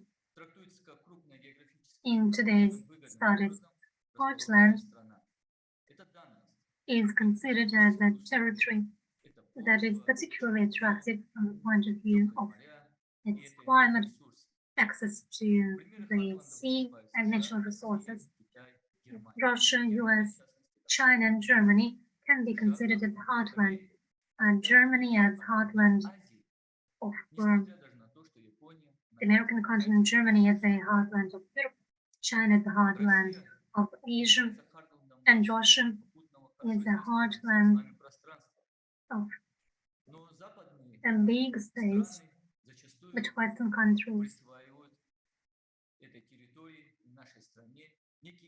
often attribute to ourselves when we bring peace and prosperity to our neighbors.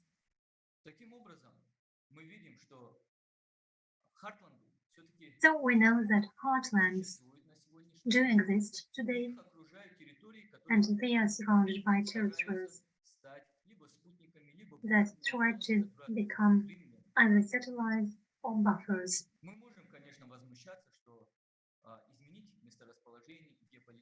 We can be outraged at the attempts to change the geopolitical characteristics of a country, but it is no more possible than to change such characteristics as access to the sea or climate.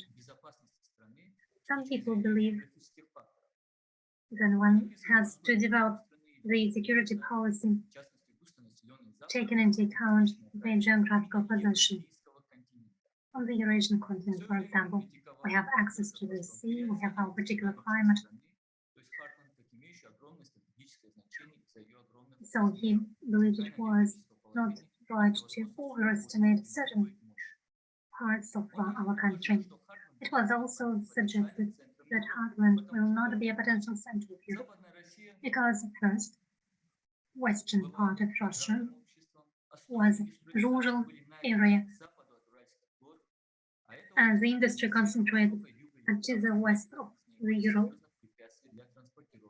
And there are many hindrances, geographical hindrances for transport, such as low temperatures and so on. But indeed, there was never an opposition confrontation between sea countries and landlocked countries. Some people believe that those parts of our country that have access to sea are more important than the landlocked parts of our country. This governed the Western positions and attitudes to our country after the 90s. Let me say a couple of words about the One Belt, One Road initiative. It's not a combination of three traditional theories, and it is not a modern theory that underpins the Chinese aspirations for hegemony. This position reflects our times. Geopolitical realities have made it impossible for any country to fight alone, as it was possible in the past decade. Economic industrialization have made all countries interconnected in their global supply chains. They are unprecedentedly interdependent and interconnected in economic life. Taking into account all these factors and theories, we can say that the USSR faced terrorist organizations in Afghanistan in 1979 to 1989 was a foreign country, but today terrorism is a problem for our country too, in the North Caucasus.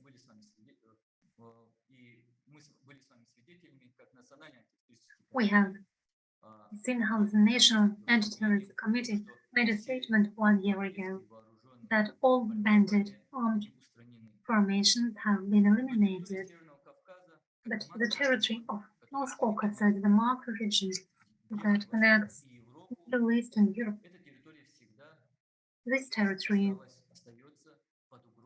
will always be under threat. Unfortunately, terrorist organizations that have religious characteristics have become subjects in geopolitics, and we've seen the tragic events in North Caucasus. I'm talking about the Chechen wars and bandit formations that partially continue the activities. Obviously, today these terrorist organizations fear to act in the territory of the Russian Federation, so they have nothing else left as to recruit young people.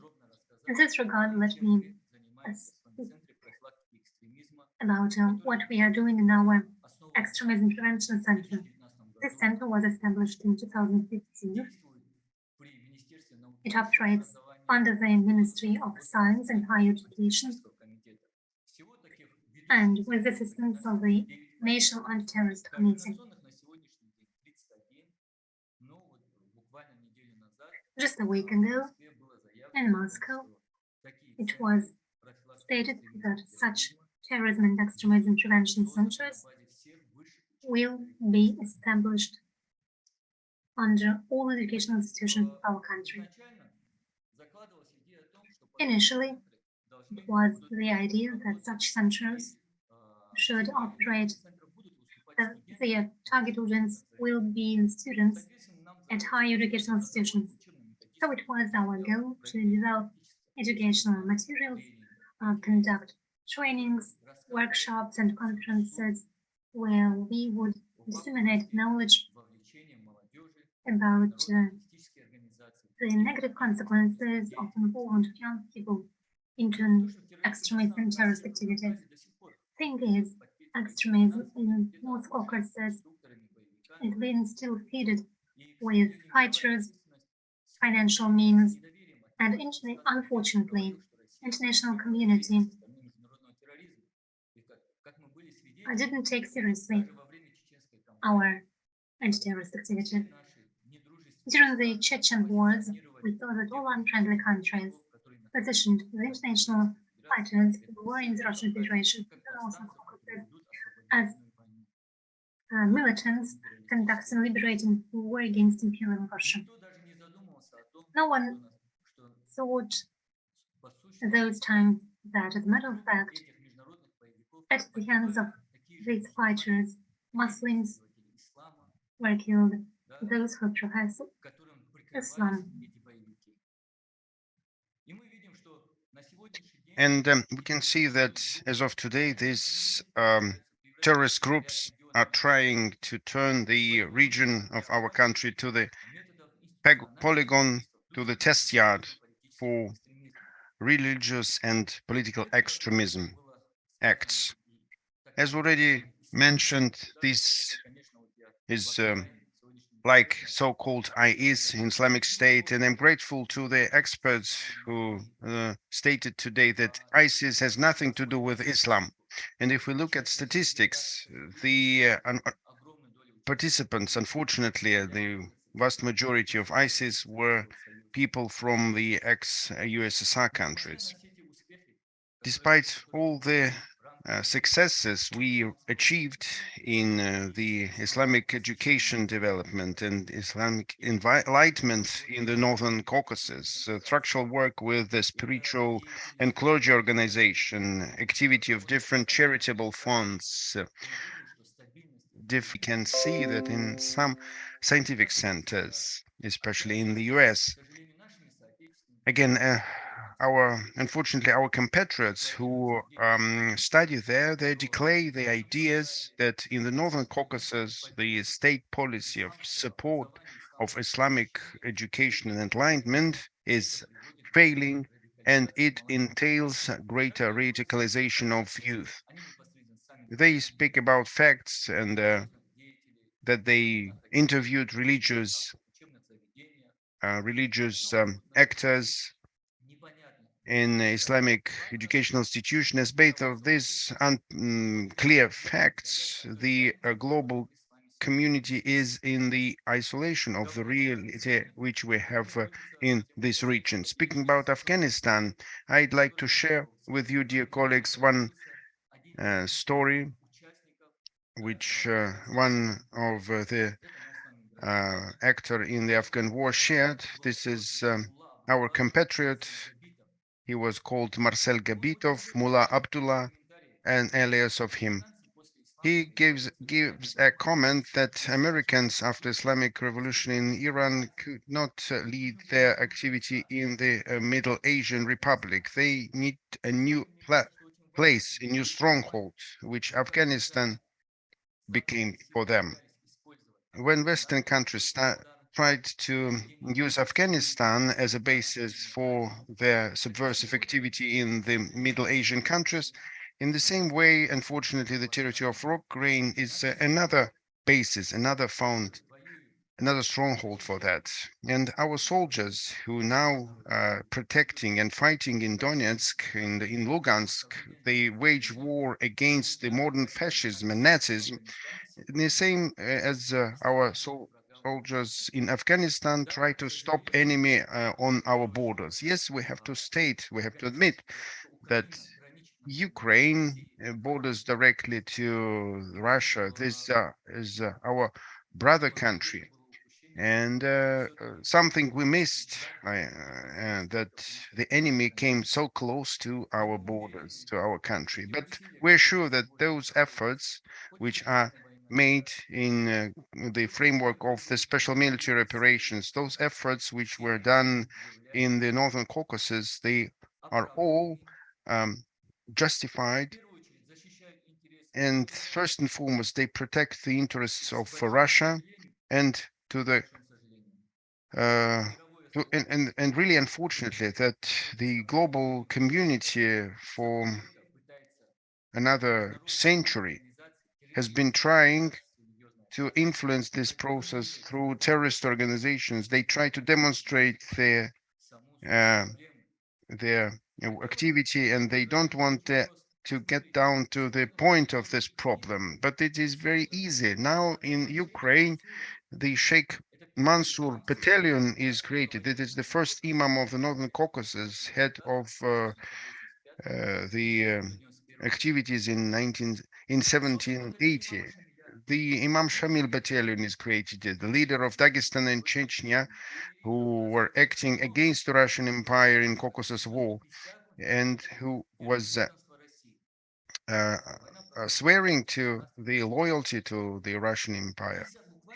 And just recently, 1 week ago, there was a battalion created of Turkish-speaking peoples of Turan. Please pay attention. The history is going in circles. It is repeating. Those gangs which exist in the Northern Caucasus and peaceful population suffered under those terrorists. Those terrorists tried to destroy the state. They are now supported and being established by certain international actors, which we mentioned many times today. I represent the Executive Committee of Muslims of the Northern Caucasus. On all our meetings, we raise these issues and we state that the names of those Islamic actors should not be blemished. And we made claims to the address of those people who sympathizing those leaders and who are decided to make part.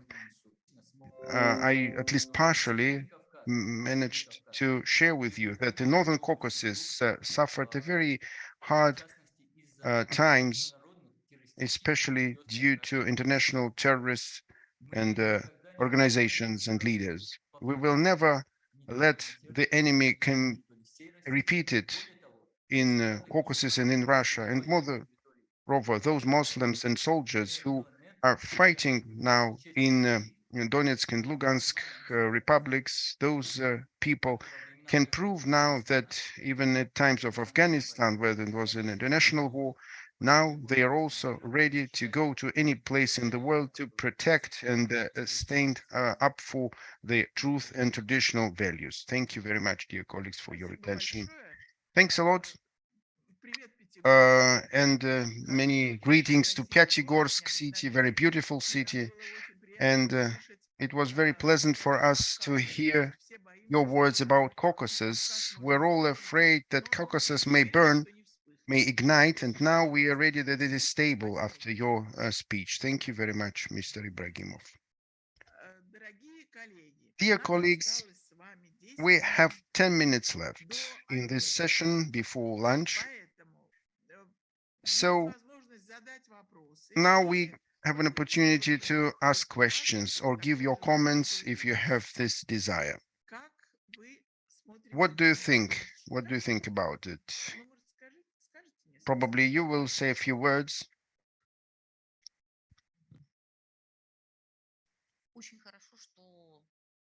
It is very good that we, the smaller part of us, need interpreter. I will be speaking slower. I'm recording many times. I've been recorded it before international platforms. One peculiarity, the secretary of academic society, and this sacredness starts to suppress me. What is about this sacrificed approach to the business?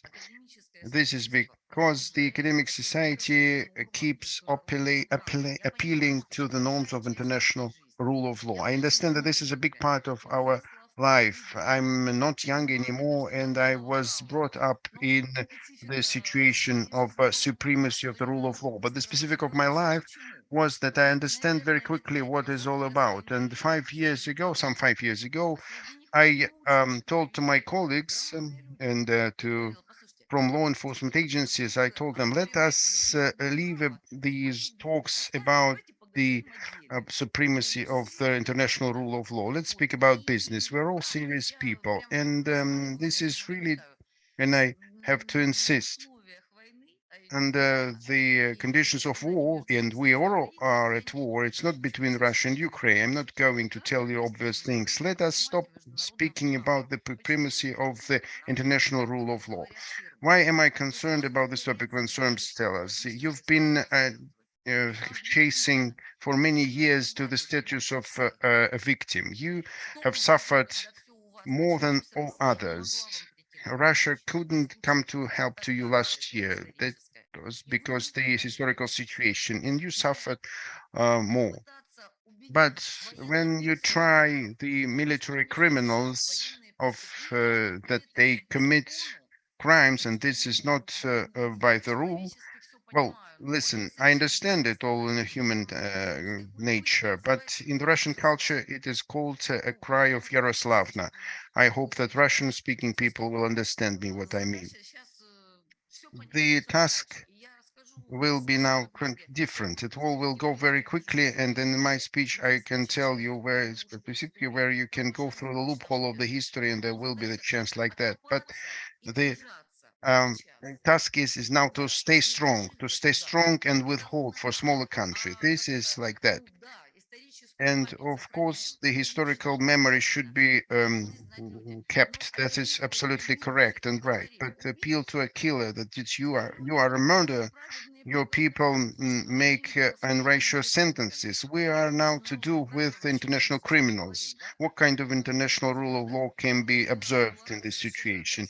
And Milorad very clearly told us that in some cases Anglo-Saxon rule is used, in other cases continental. Yes, that's right, absolutely right, but I don't believe that this situation is well desperate or without way of out. We're all in the gray sphere in the area of rule, and no previous rules can even exist. They stop to exist. The majority of people here are people from the diplomacy world, and this is your job to tell about international rule of law and any other stories. But if you get down to solving applicable things, let's not tell those fairy tales to each other. After the gray zone and defragmenting the space which we see under in our presence, we come over to this next level, to the next level of opportunities, and these opportunities will be open, not to date, but tomorrow they will be. But this is true. And the general comment, just psychological, regarding the pink glasses which we should take off. We are now already in the gray zone. We've entered the chaos. If it is scary for someone, for our colleagues, for my colleagues, this is a normal, comfortable environment. I can live in this chaos for several years and I can survive. So, colleagues, I appeal to you. Let us keep something which we can keep, but this will be a very small quantity. Thank you very much for your patience and for wisdom. I still don't have it. When you live to my years, you will get this wisdom. You can be sure. So we have 5 more minutes. Any questions, any comments, dear colleagues, please?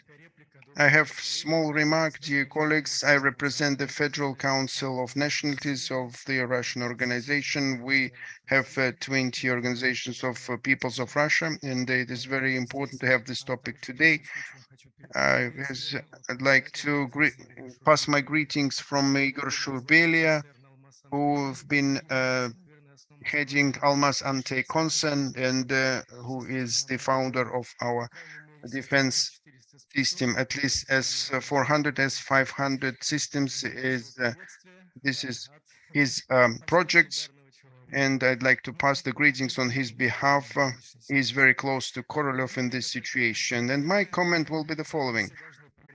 They created, and we've been trying for 20 years to enter this system. We tried to be part of all their institutions. We were wearing pink glasses, and we really hoped for being able to influence something by our own voice, by the voice of Belarus and support of China. It all brought us the situation that, thank God, now we can see that we can't be happy in their system, and we can't seek for the justice in their system of the rule of law. They will always be condemning us and judging us. My comment is probably this is already the time to at least start discussing in the scientific circles with colleagues from friendly countries an establishment of our own international system of rule of law, which would be able to demonstrate justice and some objectiveness and impartialness in this situation. We won't find truth in their system anyway. Very interesting proposal. Thank you very much. Will anybody have an answer or a comment to this proposal from those who are in the room today, dear colleagues? Yes, please.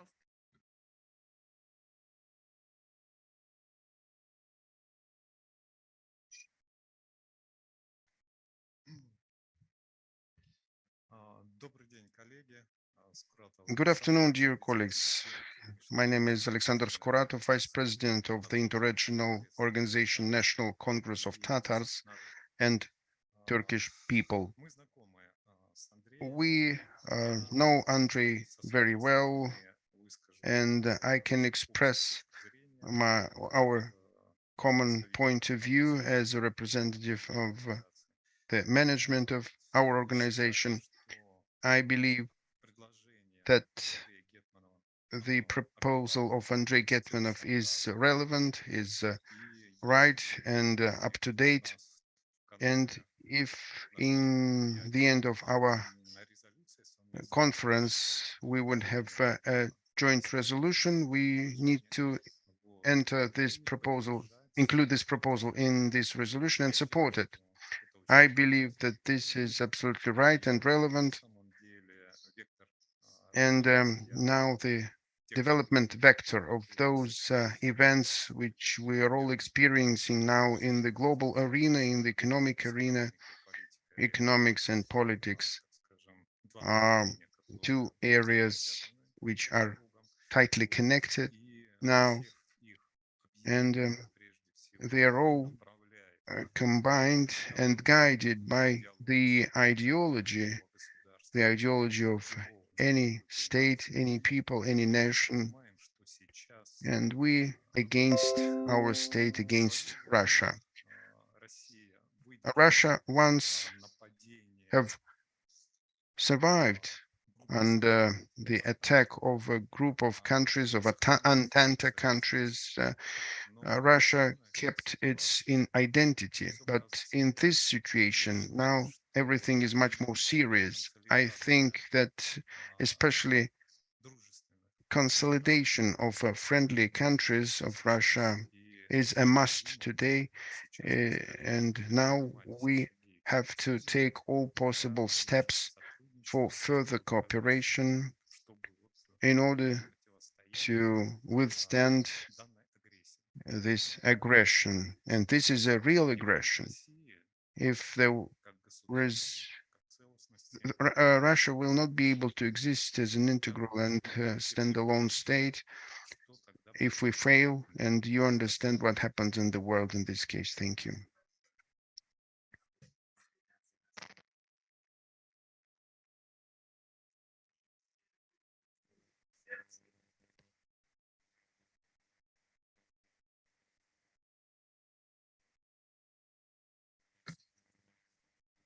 И лично я занимаюсь Балканами. Well, I personally deal with the Balkans, and I keep saying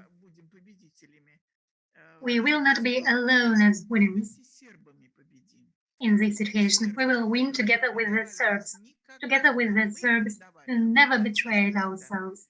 We have betrayed them. They have never betrayed ourselves. And together with Serbs, we will build a new world. And those who draw their backs to us will not only turn to us, will stretch a hand towards us. And it is very important that the Serbs, well, we have a good future, we have a good prospect in this regard. Today, Republic of Srpska shows its resilience, and it means a lot. 1995, when the Dayton Agreement was signed in the US, that was supposed to put an end to the wars in the territory of Bosnia and Herzegovina. There was an impression that the Dayton Agreement was written by one of the Americans who didn't know at all what was happening there. They were just given one night and were instructed to write an agreement. then it seemed to us that this agreement was written in a very strange manner. This document was very imperfect, and it supposed that Republic of Srpska will cease to exist in a couple of months, thanks to this text.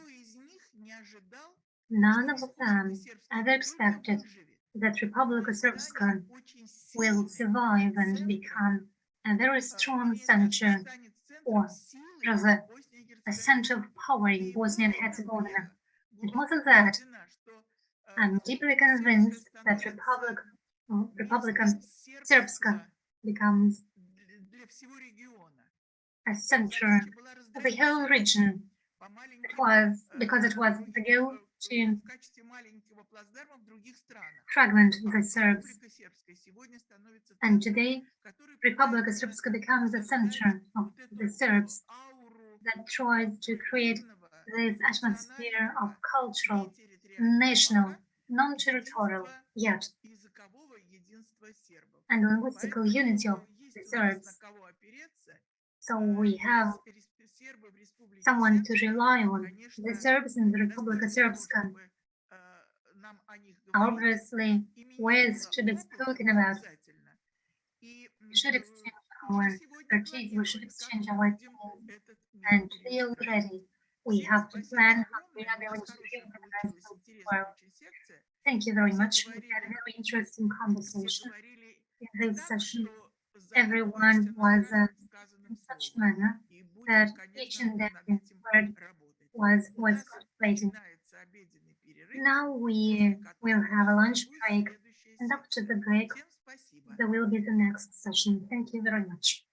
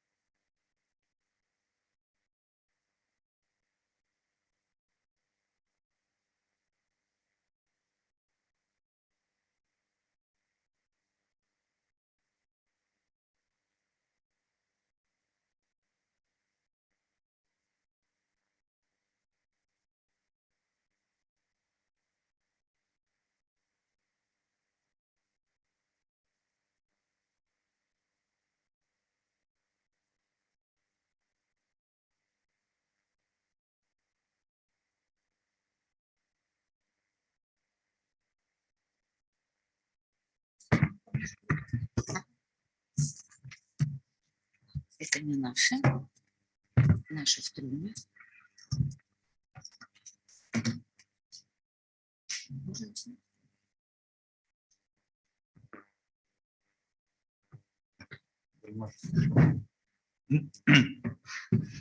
Dragi kolege, tema koju bi trebali Dear colleagues,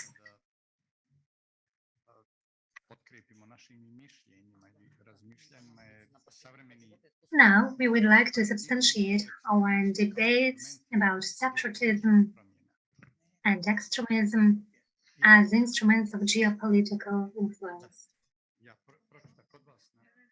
Now we are going to talk about ideology.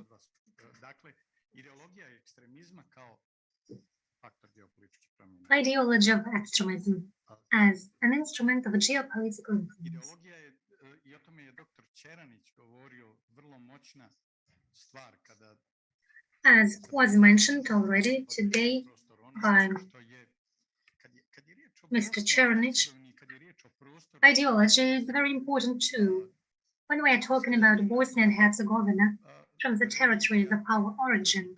Drugog svjetskog rata i da se to radi upravo snažnom kombinacijom ideologije. We can see that partially there is an attempt to reconsider the results of World War II to revive the ideology of Nazism. Stanovnika i uspjelo stvoriti kritičnu masu u državi. Danas kada pogledate prema Sarajevu, vidjet ćete And these ideologies already dominate the minds of some people in our countries. vjerskih vođa iz doba nacizma, ljudi koji su direktno Around Sarajevo, you will see around 200 streets named after Nazis who were directly involved in World War II and were even killed as those who collaborated with Iraq and fascist Italy, like streets of young Muslims. All these street names are a result of reconsideration, reinterpretation of the results of World War II, a result of work with the minds of the population.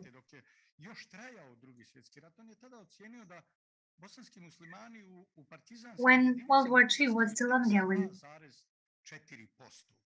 Bosnian Muslims, very few of them were involved as partisans, only 2 to 4%. They almost didn't resist fascism.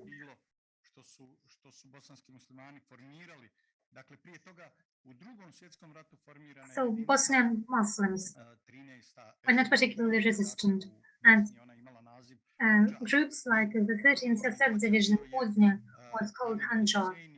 The spiritual leader was Hussein, the Palestinian Mufti. Together with the German generals, he established this formation, this unit.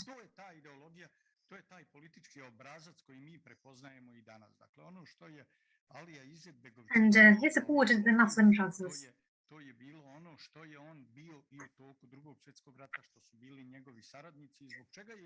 So this idea of ideology was already present during World War II. As Isaac Begovic, who was sentenced to 3 years of imprisonment from 1946 to 1949, he spent in the prison for collaboration with the Nazis and for participation in organizations that collaborate with the Nazis.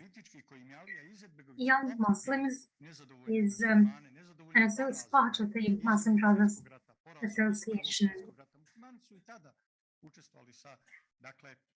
It is an organization that brings together young people who were removed from the group, but Austria occupied Bosnia and Herzegovina. Serbs were supposed to feel the pressure, and Serbs were clearly cut off from Bosnia and Herzegovina.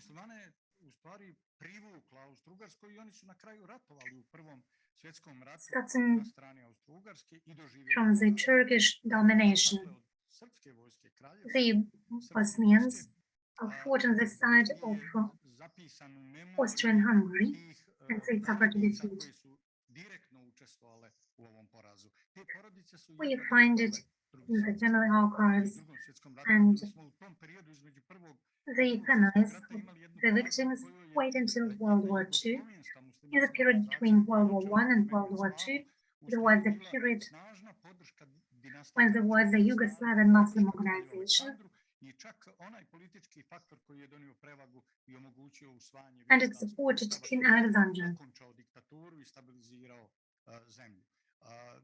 Dakle, Mehmet Slaho je otrovan. The constitution Rata kralj Aleksandar je put an end ranio to this u organization. Marseju King Alexander was killed 34. Dakle, in Marseille uvijek su u pozadini in stojale te snage. Mada je ulica 1934, kralja Aleksandra uvijek stavljan u prvi plan i VMRO i Ustaše, hrvatske and Ustaše, always dakle, the same forces were iza responsible. toga su stojali i određene službe u samoj Francuskoj i u Italiji. Dakle, one službe koje će posle dočekati There have been respective services, special services in France and Italy, dakle, ono što those danas who waited vidimo for da Hitler Amerika and široko otvorila welcomed him. vrata toj reviziji. Kao sila koja je dijelila We are witnessing a similar situation today. je otvorila vrata The US opened the door for reconsideration of the results of World War II. nacizma na tlu It now claims that not the Soviet Union won World War II. They breed the ideologies of extremism and terrorism in the Balkans among the Muslims. Whenever they felt they had some sort of foundation, they were active. So they had long-term allies, the fighters, to implement their goals. However, there is one big distinction between Nazism and fascism in today's conditions, in today's circumstances. I believe that the US thought the ideas of Nazism would be something that would be undertaken on the level of local countries and would then be integrated into the global fascism led by the US, despite the important role of separate states. I'm talking about fascism for the reason that in today's clash, in today's confrontations, we see how the US used the existing bodies organizations as a beam with an iron hammer in the hands.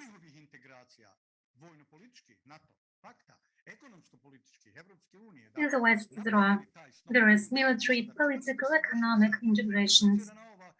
So they put together this beam that holds them together despite their differences. It doesn't change the relationship of Western countries towards Russia. Although they are thinking about gas and they have their own considerations. As a matter of fact, the US exercised pressure on such institutions as the United Nations, and by this means they try to reach their goals.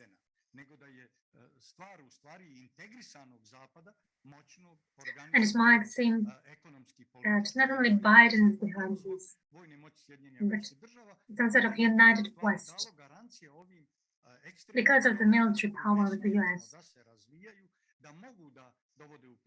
So the extremist ideologies can develop, they can raise into questions the capitulation of Germany in World War II.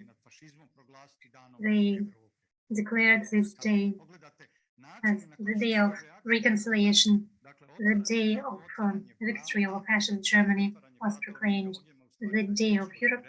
So this wide open door policy is a step towards the new sort of ideology. So the US have made a huge contribution to this.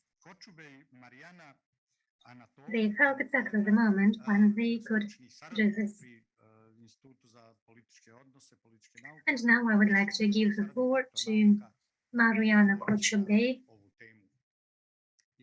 representative of the Russian Society of Political Analysts at the Moscow State University. Я буду стараться.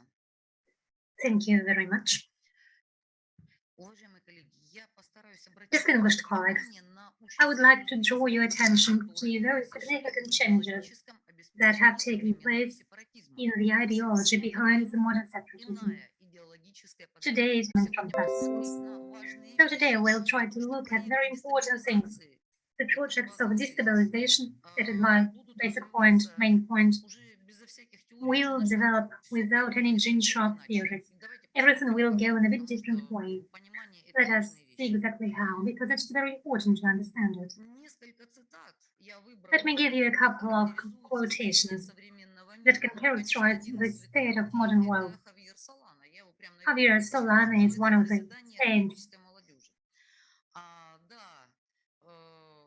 Right. Solana believed that the transition will be peaceful, careful, and sustainable. So how mistaken were we? Exclamation mark, and no one tells us what we should do next. President of the Russian Federation has outlined some things to us. There is an ongoing change of the world order, meaning that we'll never get back to business as usual. There may be rude or fine metaphors, however, can never put the toothpaste back into the tube.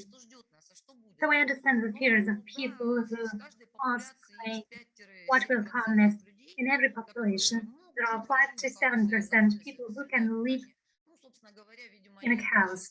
They find it normal. Probably they will be the foundation for the future life. And another quotation. World has never been governed by good intentions, but it has always been governed by force, their will. So we can state that many things are being decided upon in Donbass. What we should demonstrate there this time and next time will be significant.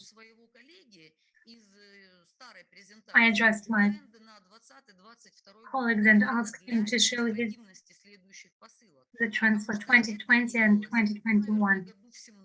This presentation was done in 2017-2018 with the help of specific software. What's important? In our outlook, we showed the fragmentation of economies, fragmentation of territories, and most importantly, fragmentation of security. In 2018, we were looked upon as crazy people. They asked us where were the markers, at least indirect markers. It was already on the wall back then. The fragmentation was launched, and today the world is fragmented. Today it's its natural state. But from that, things followed that many people, not only in Russia, were prepared for. For myself, I can outline such things that gray zones, gray areas. Well, if I translate it from rude American into normal Russia, we speak about frontier where there are no laws, no sheriffs. We are already living in this gray area without laws, without sheriffs. And we are now fighting for the right to write the laws. Those who are familiar with military history know that the winner will write the laws. The question is whether it's going to be a global armed conflict or a series of local conflicts. I believe it will be the last option. Even in Donbass, we are witnessing a local conflict. Even talking about the fragmentation of energy market, well, energy, global energy is the most important thing today. Experts dealing with it know it. And modernization of security technologies is what we are going to deal with. As for the new world order, yes, the new world order, the new world frontiers will coincide with the new economic frontiers. And if we And it will also coincide with the new military alliances. They will determine the new world order, and then fragmentation will calm down, settle down. Or President is correct, will take 10 years. Now I provide to your attention not a very complicated thing, a forecasted modeling from 2022 and further on. But please don't be afraid of this mathematics. Sometimes mathematics looks like this. We pay attention to the following fact. Top positions are occupied by the following things, the top positions of the threats. It's separatism and deterioration of existing states and their allies. The next comes economic threat, first and foremost energy threat, water crisis, food crisis. This thing was done in 2020. At that time, everything was clear and apprehendable. And when today we consider not only military, but food threats, many things become more clear. But once again, separatism is on top. Here it is absolutely top and critical. And by the way, on the graph, you can see that the separatism is the top right corner and it has this weight. To make it more visual, we did our best to show that this is the weight compared to other factors and threats. Let's fix it. Another interesting point, and we're going to come back to it later in conclusions, how the dynamics of influence of organization changes. Once again, this is forecast modeling, very serious mathematics. In the left quadrant, you can see what happened before 2022, the top influential organizations, EU, NATO, Taliban. No surprise for me, this is a factor of the global politics. Whereas starting from 2022, this is the right picture. We can see that we see the upcoming trends. Eurasian structures come to the top of this chart. They allow to depict the contours of the new world. It's not necessarily be CIS or SCO or EAU. It can be clarified or supplemented, include someone else, and we're going to see whom. But the fact that the influence of organization is coming away from European countries and going to Eurasian structures, this is an obvious fact. This is not a fantasy, it's mathematics. And global religions, which is of concern for everybody today, we're going to summarize it later. If in the left corner, in the left column, we see that global religions are holding the top positions, Islam, Russian Orthodox, Mormon, Vatican. It's absolutely no surprise for me, but for those who dealt with this story, they tell you that in the North American continent, the Mormons have the best intelligence forces. And I visited them, I saw that, and the guys, they work really good. They nearly brought to power their president, the President Mormon, and it will be very interesting for me who's going to be the next president there. In the forecast modeling, on top we have Russian Orthodox Church. It needs to be updated to Buddhist, Mormon, Vatican, Protestants. And please pay attention for the narrow specialists. The influence of Sufi organization is growing very well. I'm ready to discuss it. Sufi orders, please look at it in detail. I'm going to give you a historical comparison or allusion, if you may. Do you remember Catholic orders, Hospitaliers, Templiars? What did they do? They brought together the patchwork of different European states, and they did it so good that it was enough for 500 years. Back at that time, the Catholic orders did this. In the newest history, what is in front of us, I'm going to interpret it in the following way, that the Eurasian space will be brought together by Sufist orders. Two orders are there. The oldest ones in this Islamic world, they are located on the territory of Russian Federation. 2 of 10, it's a serious thing. I don't see any threat here. As an Orthodox person, I believe that friendship with modern Catholics and Protestants is a really dangerous thing. I'm not sure we need it. As for the gray zones, once upon a time I did a couple of presentations how they are correlating with the global energy. A small fragment here. Will you take a look at the first map? It is drawn up by hand. We considered Kosovo as the project of resettling control over gas and oil corridors of Europe. There we see the junction of old European gas corridor, number 10. They are all numbered. And as soon as Bond Steel Kosovo base appeared, well, some group of specialists immediately claimed that guys wants to hold the Europe by the throat. The gas valve is there, so the American base can make sure that any moment this valve can be shut. And Kosovo should be considered also from this perspective. As for the gray zone today, on the bottom map, you can see a red spot in the octopus shape. It's the southern path gas field recently discovered, shared by Qatar and Iran based on the international law. That's the situation.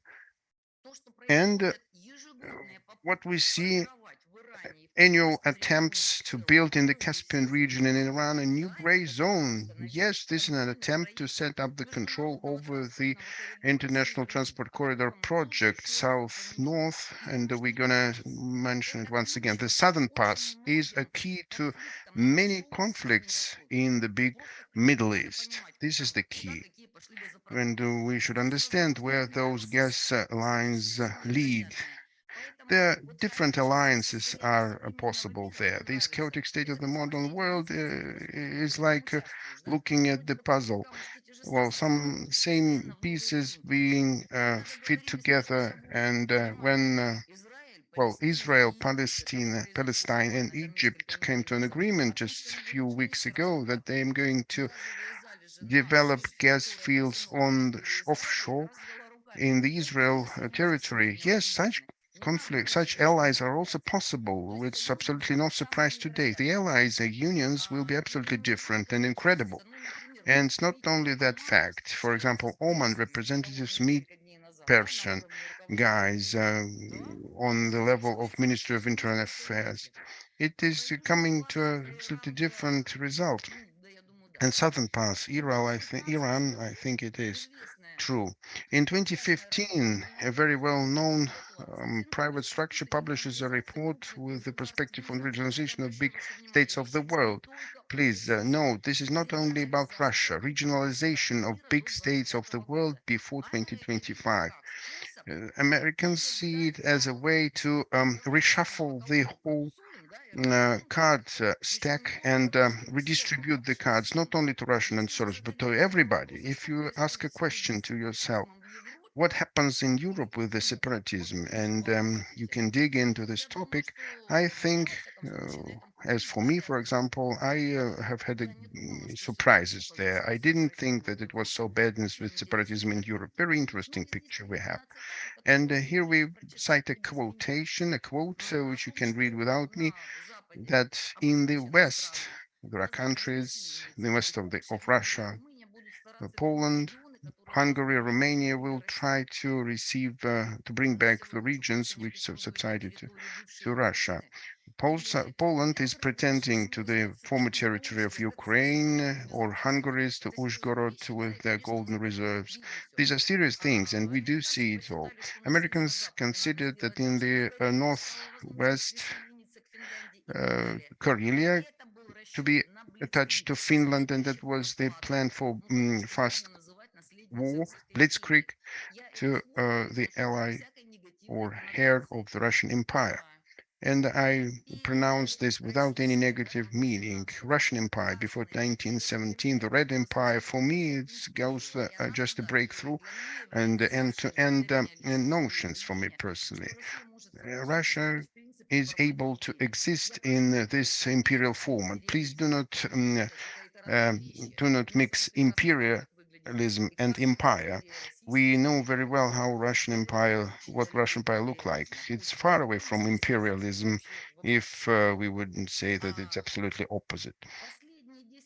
The last decade, colleagues, I will be absolutely frank with you, I was watching how our president brought our country away from the war on the totality of all indirect signs. Russia entered the military activities when it was absolutely impossible to do this. Many times he was diplomatically bringing us away from it. And when this map appeared, the guys were planning a blitzkrieg in this conflict between Russia and Ukraine. You remember how many screams were there that several times they say that Russia will deteriorate, McDonald's will disappear, people will go to the street, organize rallies and overthrow the power.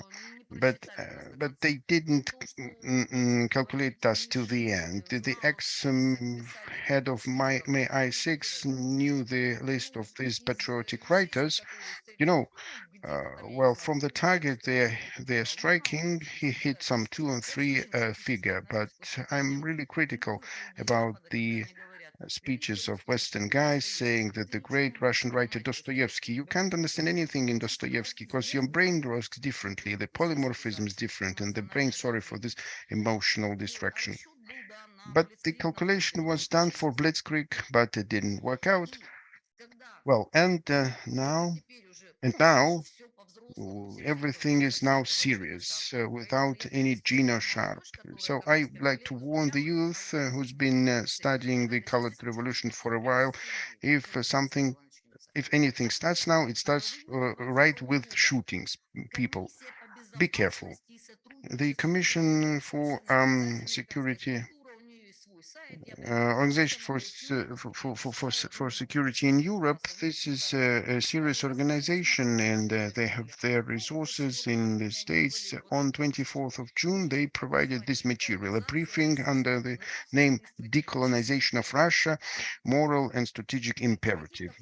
Well, in some fragments, this topic has been discussed also on TV and through our politologists, between our politologists, but I'd like to draw your attention to a very specific cut of decolonized territories they provided. 17 entities are included: Komi, Ural Republic, Sakha, Altai Republic, and many smaller border border regions, and big ones in the heartland of the territory. The most important thing, the grid, which is the pioneer of decolonization, was prepared much earlier than the 24th of February of 2022, and it popped up immediately. The grid which processes the social opinion. There was a group of briefing. There are several people named Stephen Cohn, and just to avoid the mistake, I put a picture of the guy.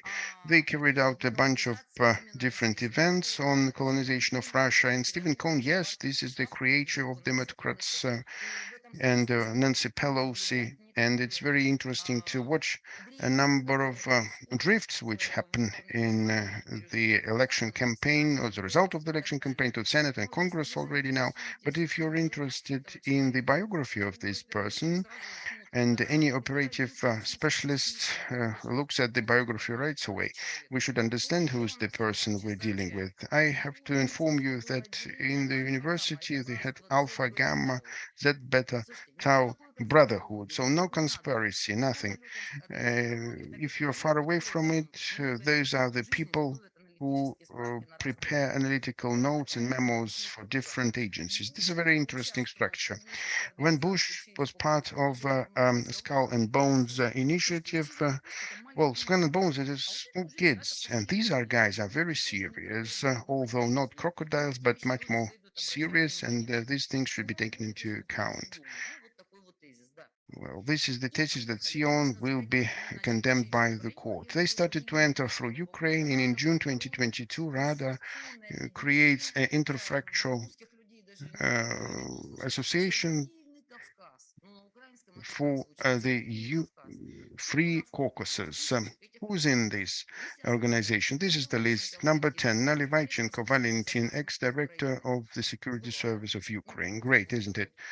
Well, the full set, right? The full set, full house. As for Andrei Paruby and Gorchinsky, well, the existing and ex-officers know very well who was torturing our soldiers during Chechen War. These are those guys. Not only Serbs suffered, but we suffered also under that. And they are the main proponents of Free Caucasus. Well, why is it so important to understand the new ideology? This is a reincarnated, restored project, and you're absolutely right. The previous speaker was absolutely right by saying that this is a clear historical tie between different battalions and groups who were fighting for Third Reich and who were under SS, and how they transmit this topic now to our current future and to current times and our future. This is about the new scientific basis. Alexei Istovich, Bugaisky, other people who are ideologists. And of course, I'd like to draw your attention to Paul Douglas with his program article, and I'm subscribed for him, and I have to read everything out of my professional duties. We shouldn't read only patriotic articles, shouldn't we? We also should at other guys, what kind of intellect do they promote? And they decided that the separatism term should be replaced with regionalism, although the essence will be the same. So this is as they think now about splitting Russia, not by ethnical criteria, but using the criteria of belonging the person, independent of its nationality and even confession, to a territory. What would it mean? It means that all people living in Belgorod region, they immediately become Belgorods, or some other name, where you could be idiotic, but anyway, independent on ethnic or religious differences. They should be identified as Belgorod population. They also invented some regional leaders and all specialists. They have regularly meetings. In November, they had a meeting in Warsaw. That was the last place of their meeting. And also my guys have to read it all and study, but this is our job. We have nothing to do with that. Operative supervisors is Ukraine and Lithuania. We have, with Poles, we have a long story of relations. And if I'm not going to apologize for my further speech before Poles, there is a TV channels, and they didn't come up from out of the blue. In Telegram channels, there is a bunch of different anti-war committees, anti-war channels. They went across all the regions, and they have had more subscribers and more. Initially, the 200 or 300. I understood that they read it only out of their curiosity or interest to know what it all means. But the number of subscribers grew, but as for now, it is around 2,000 to 3,000, even less for some channels. Yes, it means that there is interest, but I wouldn't say it's a huge one.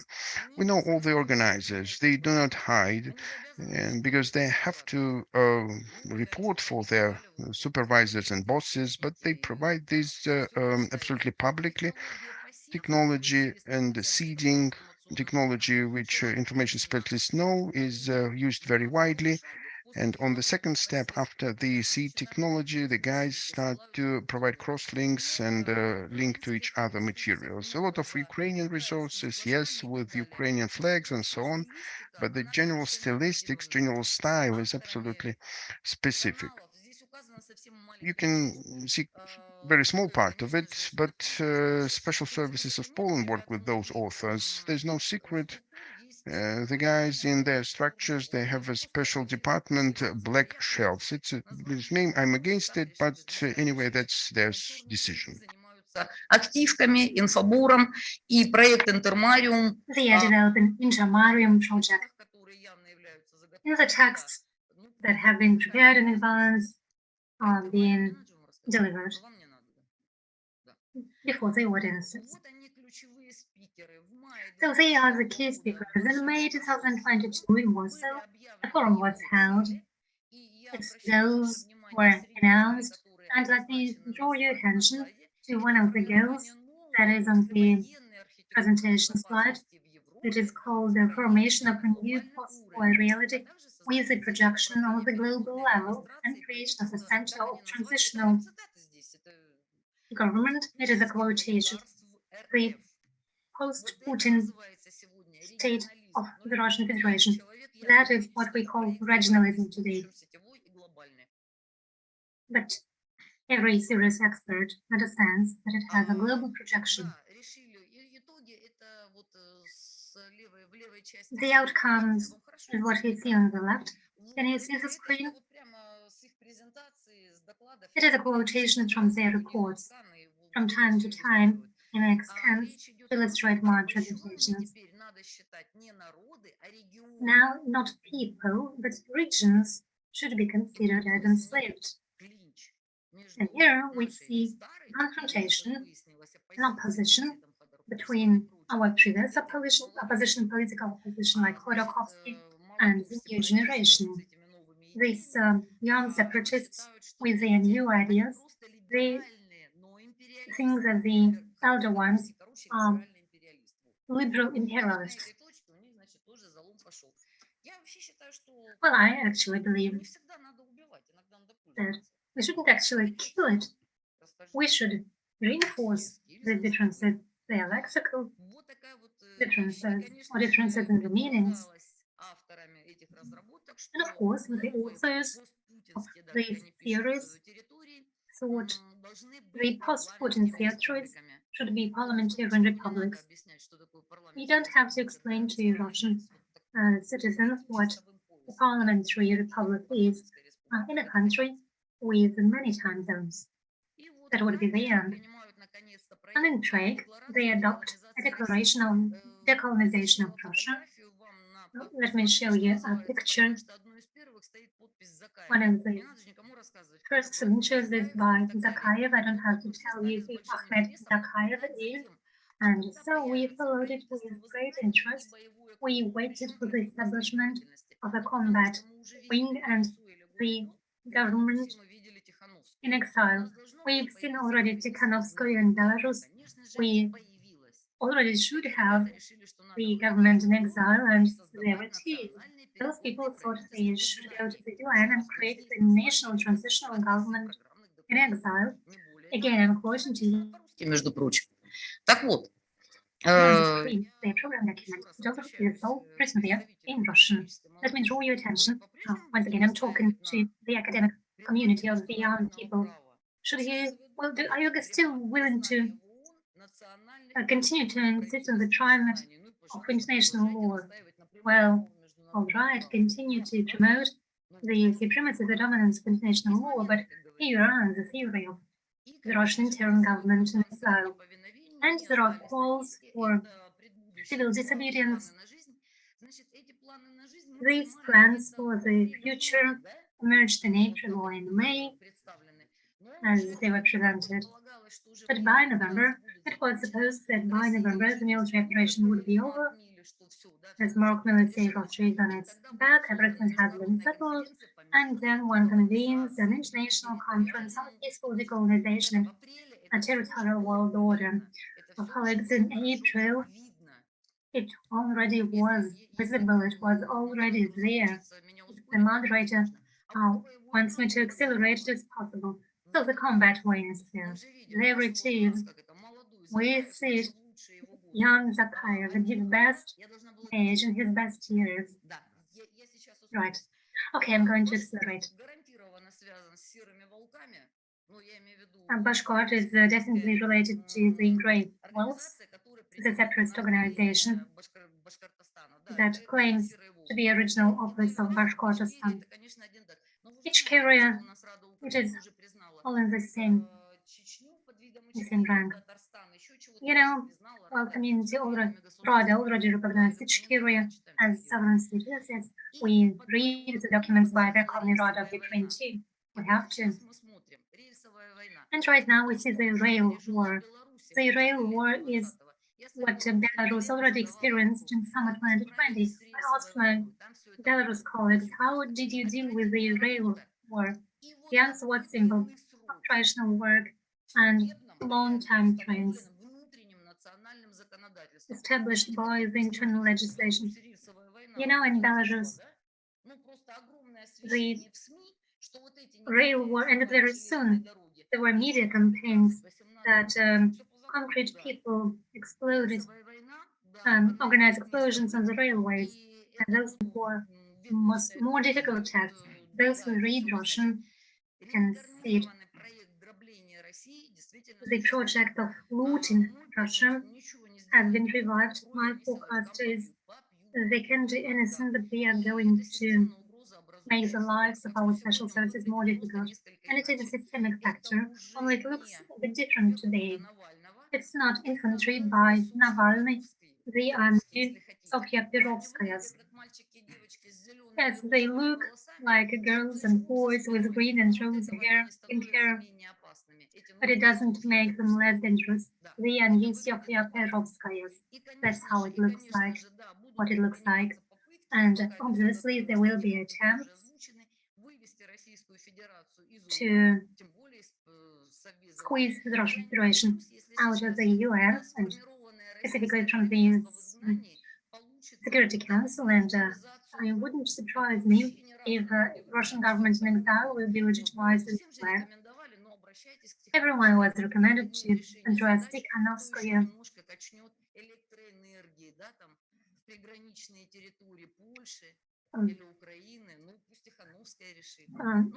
Let Tikhanovskaya decide, make decisions about additional energy supplies to Poland, for example, Ukraine. And we analyze many Telegram channels. We see this campaign, the opposition between Moscow and poor regions.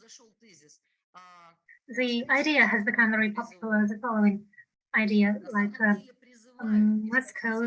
Muscovites are not recruited for the front. It is not true, it is a false information. However, it has become very popular. Telegram channels cite the numbers of killed people from Bashkortostan, from Buryatia. But we can see that there are no less Muscovites than representatives of other regions. However, the opposite is being disseminated in the Telegram channels. So let me offer you the following conclusions. They have been filtered by many filters, and let me say this, strange as it may seem, I believe we should fight against this using the core methods or ideologies. There is a stratagem that imperial integrity depends on the transport connectivity. That is what kept the Roman Empire together. And the Roman Empire built roads. Those the Romans brought roads to the island called Britain because the Romans understood that transport connectivity was very important. Any White Eagle division should be able at any time to come to a resurgent region and deliver their goods and whatever. Roads decide upon anything. But a long time ago, roads look different today, but transport connectivity of an empire is the key strategic goal.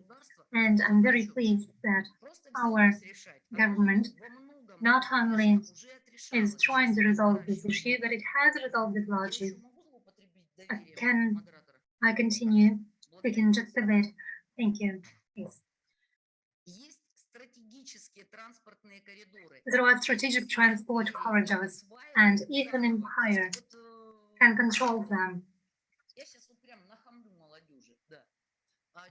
Look, I might be a bit rude towards the young people.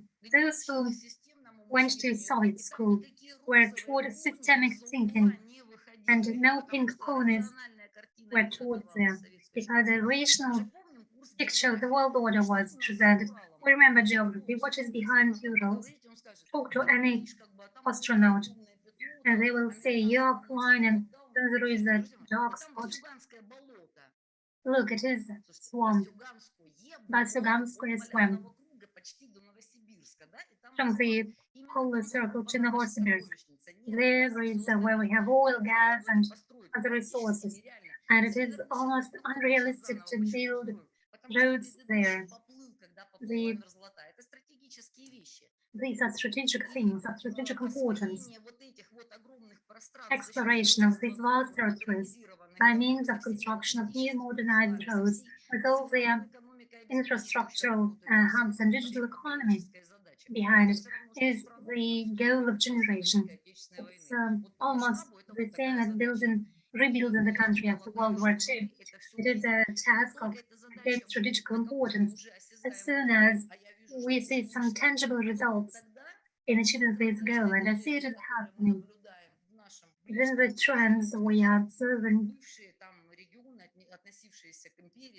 like, for example, the Reds until 1917, it will become clear that any road, any modern road, when bring together territories of M12 or M5 in Europe, connected no less than 16 regions of Russia to it, is a transport corridor. M12 connected 16 regions to it. What sort of separatism? 16 regions are closely linked to the new road. And the future of the region is connected with it. Finalizing the construction of M12, it runs through the country to Mongolia and to China. It is supposed to be concluded by 2024. I can't remember such tempos of construction in the modern history of Russia. You would agree, we haven't seen such construction tempos. Well, under Mr. Stalin, the tempo was slightly slower, but the technologies were different. International Transport Corridor South 9 is alpha and omega of the new transport system.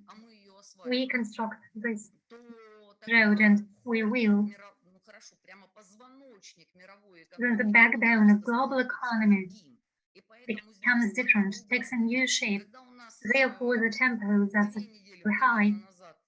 When 2 weeks ago, 3 weeks ago, it was announced that we have duty-free trade with Iran, and Iran is our Caspian neighbor, then many things have become clear, and in a couple of days later, yes, I quote you the media reports, one of the leaders of the key economic sector spoke that financing of the International Transport Corridor number 9 will be increased tenfold.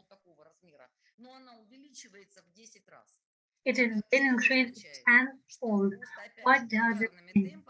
That in record tempos, we are going to create a new backbone for the economy that will determine everything.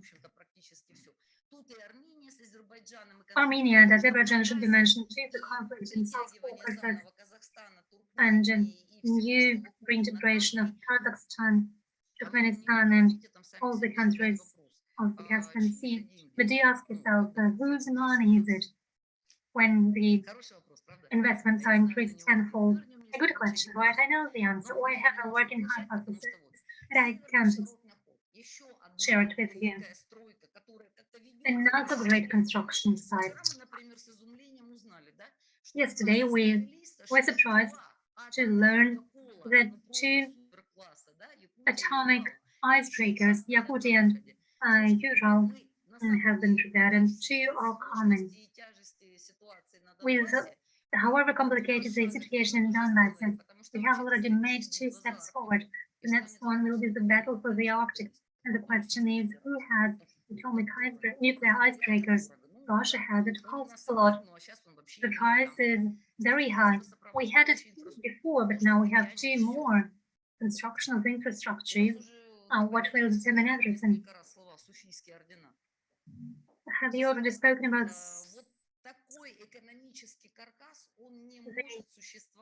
the importance? And such a backbone can't exist without the money of the Islamic world. And I'm talking about the Islamic world in a broad sense. We are going to have an eternal friendship with the greater Islamic world, I stress it. Good.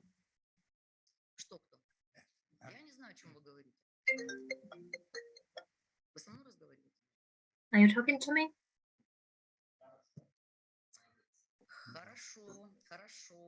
All right, all right. Yes, there are technological difficulties in Iran. There are 3 gauges in Russia. Thanks to Mr. Powell, we have just one. We'll have to deal with this Iranian problem. Then the picture is very good. The transshipment and transportation hubs will need to have universal containers that will work with the railways and for the tankers. And let me tell you, this task has already been accomplished 1 year ago. What does it have to do with separatism? It is directly related to separatism. Don't be afraid of the word empire. It has no negative connotation whatsoever. It will be built on the new paradigms. It is an empire with new technologies and transport connectivity of its territories. It is the backbone of new geopolitical economy. Inclusion of new regions. I'm talking about Serbia in particular, from Vietnam to Nicaragua. Are they neighboring territories? But they are eager to cooperate in order to ensure the security of the transport corridor. We have internal tasks, like, for example, we should change the federal district a bit and establish an Caspian federal district. Well, that is something that our leader has to decide. But let me tell you, we are going to resolve many other humanitarian issues too. We are not afraid to hear Russian German. Every Russian person understands what it means. It is an ethnic German who has always lived in Russian. Russian Germans left for Germany, for example. We understand what it means. But can we speak about the Russian Dagestan? Well, actually not. When the supreme leader tells, I'm a Chechen in Russian.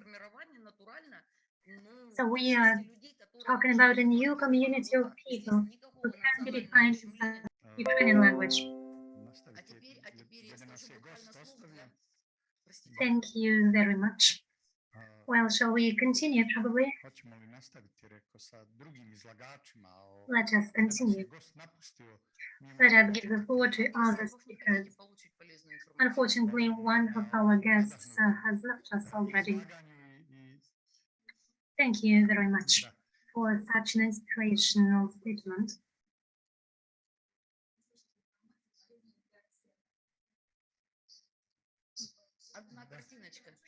Thank you very much for your statement, for your presentation.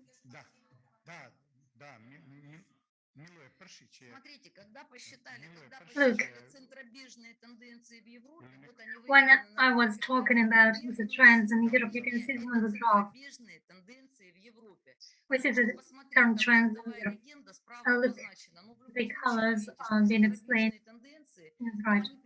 But you see these trends until November 2024 will be growing.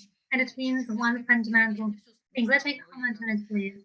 You don't see everything on the slide, but the most powerful factor for Europe for the coming years is the loss of its influence in the world. You can follow it trace until 2024.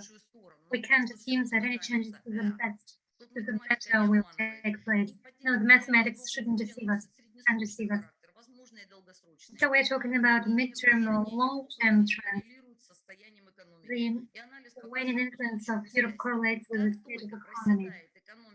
When there is a slowdown in European economy, almost simultaneously it starts losing its economic influence, its world leadership, geopolitical influence, and might be that EU leadership will make some more mistakes and it will make the situation irreversible. Now, as for the centrifugal tendencies, the solutions will be made right now and right here in December 2022. It will not be open negotiations. There will be different concealed and closed agreements. I can tell you that the most probable is Vatican. Please look of past actors who went where. On the geography, you can judge how Pope ambassadors went to Minsk in summer. Yes, it was there. And who are those people? Those are Pope ambassadors. And we can have a preliminary conclusion of Europe. Economic crisis either will lead to European Union reform or I will see Europe in those political configuration. As we can see, I will be really surprised. That was first reconfiguration in Europe, or the second variant, introduction of some special situations, pandemic, anything. As of today, I would advise all analysts to study not political borders of Europe, but historical maps of those borders and the physical map of Europe in detail. Please study it in detail. And for the Serbs, there will be a chance.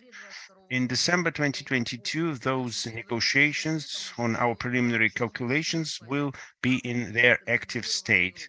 How Europe will be reconfigured. In the form it exists, it will not exist anymore. And you know very well that well, the German industry is, well, I wouldn't say bad words here, but it is now going to collapse. It goes to China, to the States. German money even come here to Russia through some intermediaries.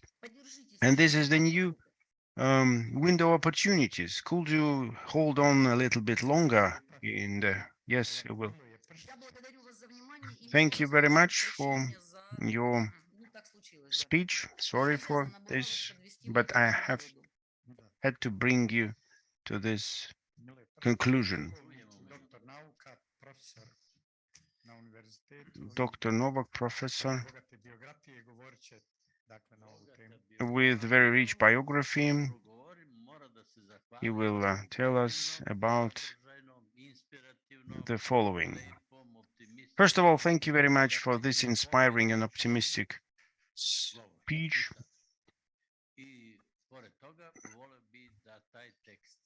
For this presentation, I'd like to get this text, if possible,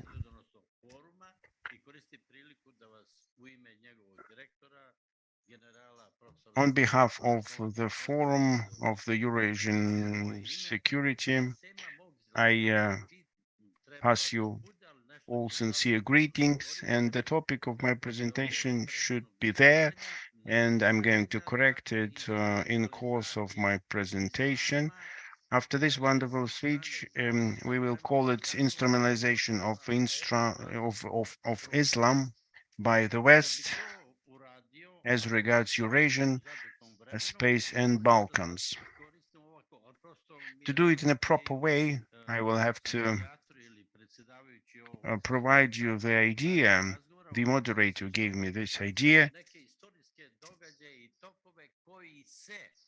to shed some light on the historical developments. Despite many years past, they didn't change. And if they say the history is not repeated, I agree, the history is just going in circles. There are certain things and remarks in the history. And all this inspiration came in 1888 when Russia was forced out of Balkans, and since that time it couldn't come back to the Balkans. It is all explained by the deterioration and negative influence. I was asking the specialist what was their opinion. They didn't give me the opinion, and we understood that their interest for Balkans is normal, and on the other hand, it is not normal that others show this interest. If it was only in the function of interests, in 1888, I can tell you in detail, and I give you some insights on that, and I will be glad to listen to your opinion. I've been heading the Department of War History for a while, and I can tell the whole story within 85 minutes even. I think it will be enough. This year in Berlin Congress, the Austro-Hungary was established, which gets in its competences the Republic, but the territory of Serbian Bosnia and Herzegovina. It starts with that categories. I hope that you know the geography and you can imagine what is it all about.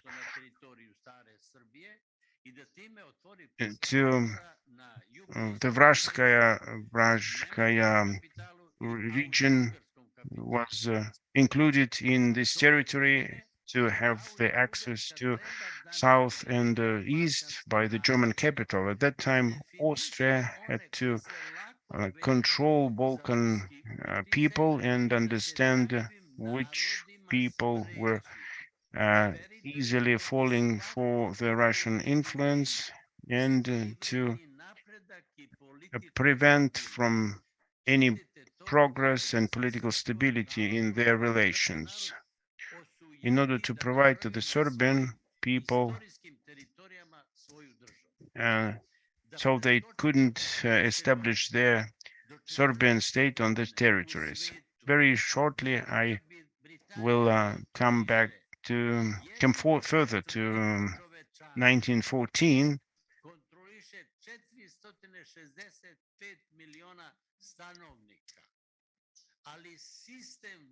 465 million people lived in this territory. Two-thirds of them was not occupied by India and transformed through the policy, as it was said in the Great Britain and in other regions. We'd like to discuss the trends and plans. I mean the United States of America, the Great Britain, and European Union. Although European Union has become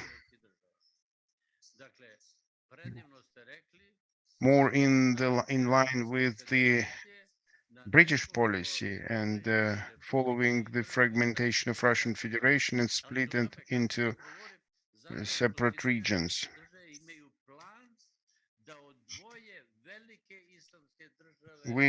They had the plan to split big Islamic states of Russian Federation and to take them over based on the model by asking for internal conflicts or by making those people who apt to them to take the influence in Qatar and Saudi Arabia and to activate the opponents of Erdogan to make sure either attract and involve it in the anti-Russian policy or activate someone who would be in line and who would be listening to American interests. In 2014, applause for Russians. At that time, they helped the Serbs, and Tsar Nikolai helped Russian Serbs. He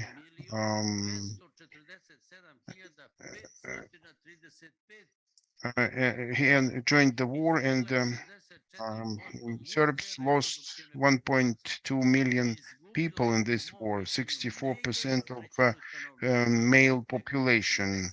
They lost not 1/3, but 44% of the whole population of the country. And this is a great tragedy for the country. And it didn't recover from those losses as I see it. The losses of the as if Russia lost, God beware, 50 million people versus or like Russia would lose 23 million. This is the ratio of the losses. And we also have to remember the states, Britain, France, Germany in the Second World War. Their total losses was up to 1%. All other losses go for the Soviet Union, then Yugoslavia, 1,600,000, and Poland. Those three states take up 50% of all losses in this war. In order to in both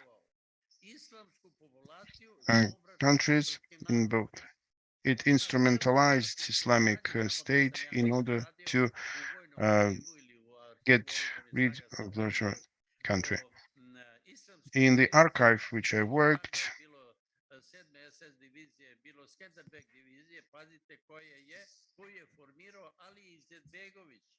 Skilibek Hanja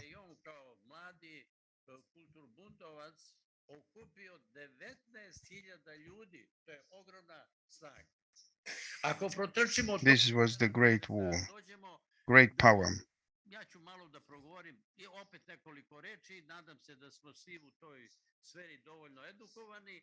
Dakle, komunisti u Jugoslaviji. In this atmosphere, we know communists in Yugoslavia, they loaded Serbian people. They blamed Serbian people that they wanted to dominate and exploit other people. That this is not true, that was not true.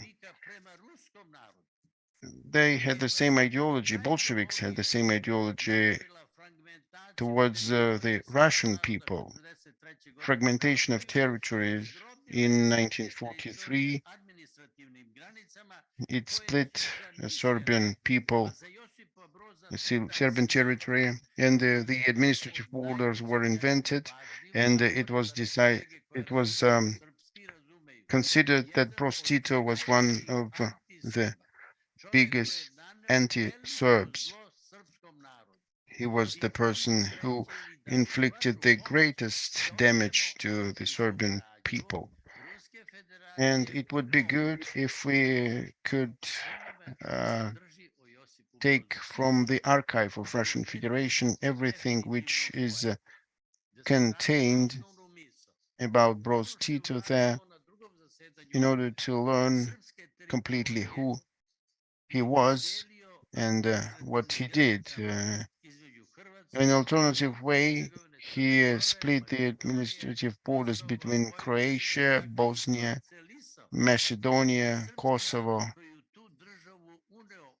He made this split, and the Serbian people who entered this state with great victims still stayed split by two territories. First is Kosovo and Metohija, which you're mentioning in your work. And this was a great wound in the Balkans and Eastern Europe. Instrumentalization of Islam, implementation of Bosnia and Herzegovina and Kosovo and Metohija, that was the problem. organization of anti-Russian policy on Balkans is one of the elements of this instrumentation. God beware is a plan to bring back to the Caucasus in order to use the destructive system of political actors and political versions, sabotage, and make destabilization happen and bring to power those who are anti-Russian. You remember 1996, 1997, you remember Chechnya. I hope, and we hope, it will not come true ever. When it is about communists, so Yugoslavia, starting from 1946 up to 1974, 1999, 1991, carried out constitutional reforms as if it was a common economy. They changed their statutes every time, and during this, Serbia lost their competences and could not make decisions because it had to ask the territories of Kosovo, and Milosevic came it, and it was not good for the West, and the West wanted to split Serbia, to divide it, using the same principle. If everything can be compared with the international situation or international status, then we can proceed with this analysis. And the Western powers wanted to weaken Serbia and wanted to completely split, completely divide the country. And it really happened after Rambouillet. You remember the ultimatum of 2004, then what happened in March in 1941, and then the final event, the last event. The conditions were not provided for executing these provisions, and this question was always raised on the international forums, but Croatia is trying to avoid answering this question. They are factually involved, were directly involved when this happens, starting April 10, 1949 till April 1940 was destroyed, and they destroyed 450 churches without the opportunity of its restoration. 400 churches were suitable for restoration, and 181 clergy were killed, and five bishops were killed among them. The Second World War, starting from 1942 to 1945, that what we call the world of freedom, is led on the territory of Croatia, was led on the offensive operations. All those campaigns were implemented based on the cyclical principle. The results of the World War II, again, as a result, the Serbian population, the Serbian people suffered, and this is the data on Georgic. The losses were 1.8 million Serbs. The total losses of Yugoslavia in World War II were 2,200,000 people. 1.8 million of Serbs only, and Serbian people in 30 years had huge losses from 1995 to 1995. 31%, a Hrvata tek 31%.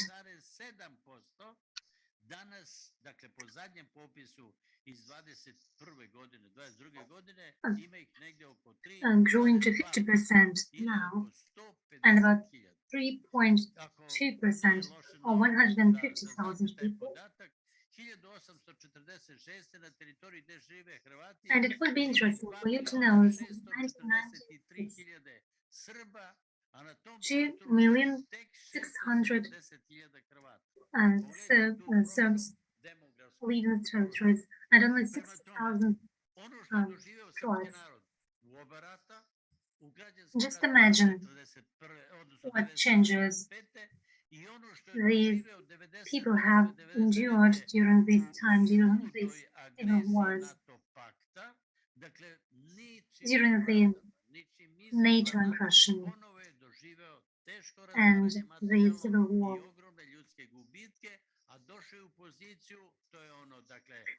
There were huge losses. The United States of America, the UK, the West, the Russian Federation waged war to establish a basis. Why do they need this basis? It's something we should need to reflect on.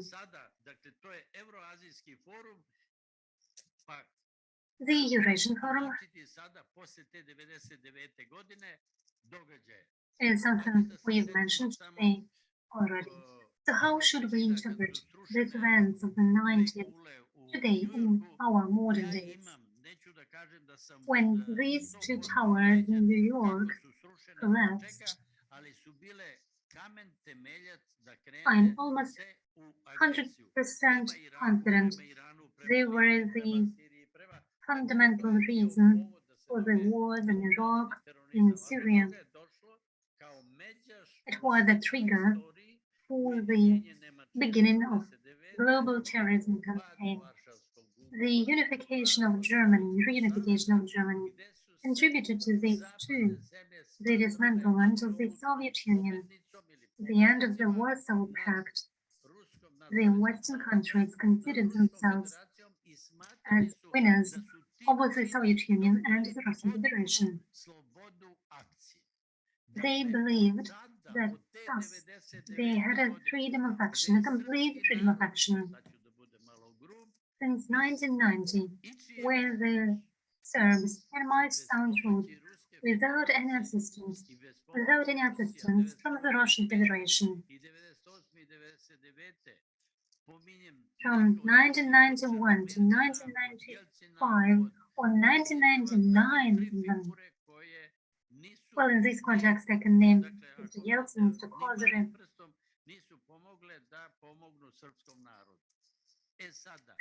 The persons who didn't make a thing to assist the Serbs, and this time coincides with the NATO enlargement to the east.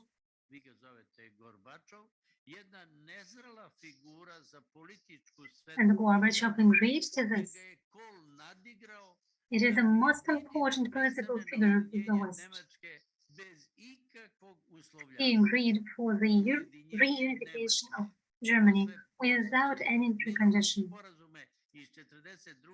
After the Poznań Peace Treaty of 1942, the country that wasn't allowed to have a single cannon, the NATO treaty,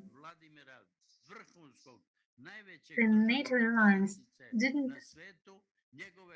act on a single promise it had made.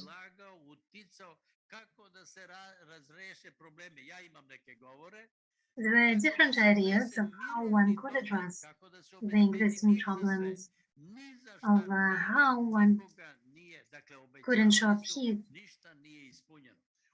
But no one listened to the positive ideas at that time. Since 1992 and up until present times,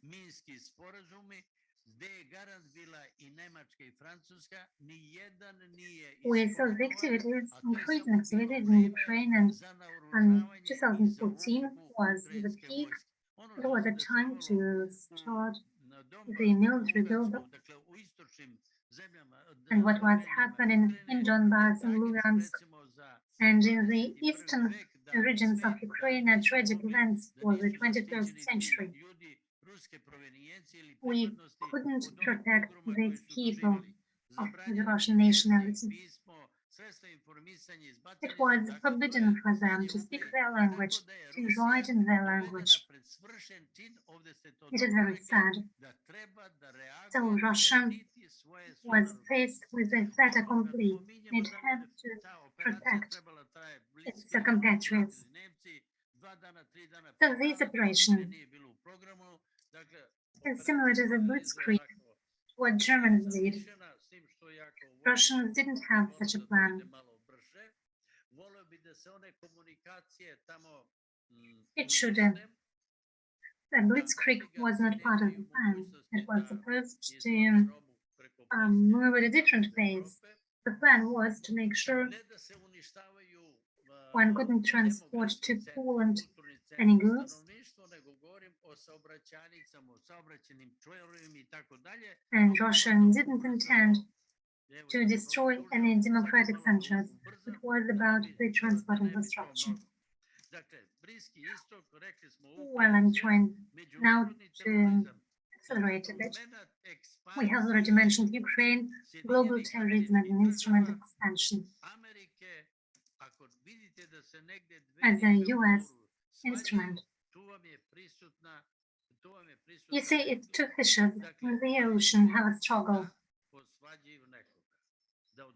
It is a similar situation. The Brits are very successful in clashing different sides to their benefit. They are masters in this. How can one make a coup d'etat in a country?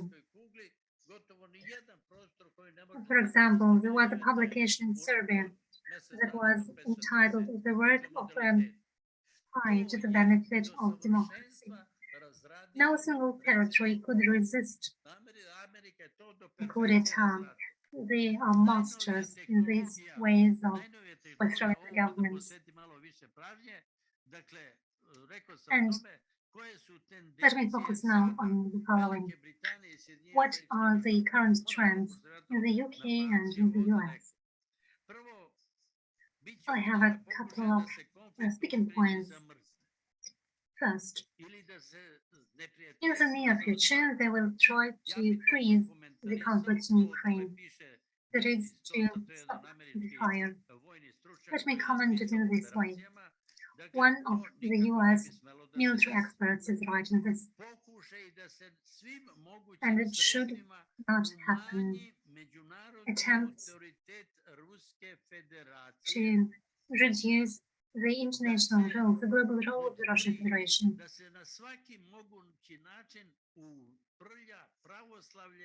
to use any means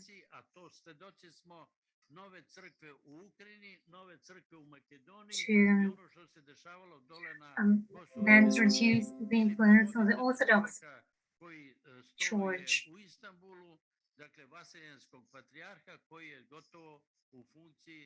It affects everyone. So they have involved the ecumenical patriarchate in Istanbul to make sure the great Islamic powers are being involved. And in the Balkans, everything has to be done to slow down the development of Serbia, to prevent the revival of the Republic of Srpska. These people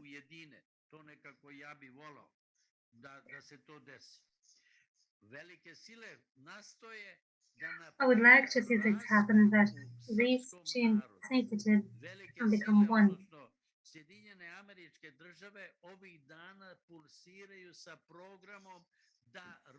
They would like to see a dissolution of Serbia, to create a public opinion that in the history, Russia has never assisted Serbia in any way. They would like to reconsider some events from the history.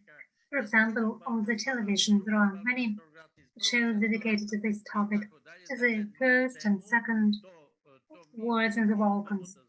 There are attempts to reconsider and reinterpret the history, but in Serbia we know how to prevent it. That it might happen that some people that see the things differently change their opinion. So the West will continue to struggle against two Orthodox peoples who have their state. And it has been lasting for centuries. There is this spiritual backbone of Russians and Serbs, and the remaining world tries to reduce their role, the influence. They will insist on a unitary Bosnia and Herzegovina. There was one good public figure, official in the US, and twice he mentioned the same thing: the West that pushes the Serbian people under the Turkish authority. And the Serbs have been struggling against it for centuries. I'm talking about Kissinger. He said, if I had such power, enough power, well, he's the largest, the major researcher nowadays.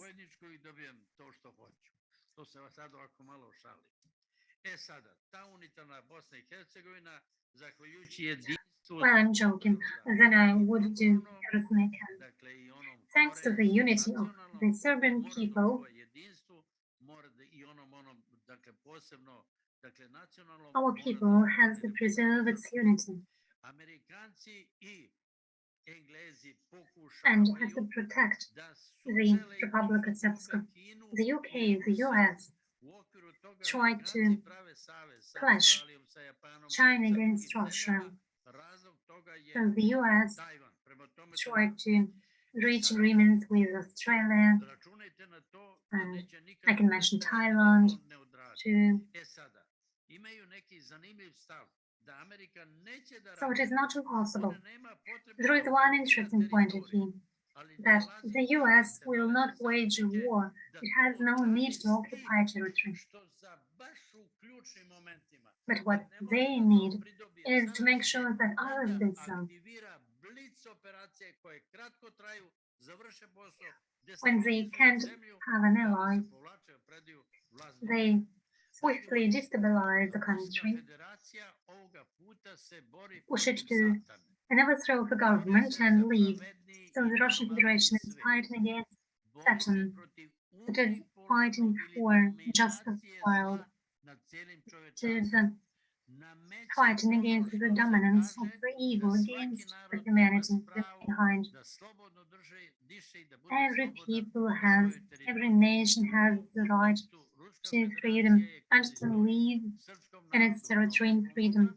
In this context, the Russian Federation has largely assisted the Serbian people, despite the contribution of some specific people. Russia is our big friend, and I would like to once again thank the facilitators for such a wonderful conference. It has very well organized. Thank you very much for your attention. Thank you very much, Doctor and Colonel. You made a very good presentation. And Mariana noted that Russia has re-established dialogue that is much stronger than any ideologies of extremism. They can only build weak states.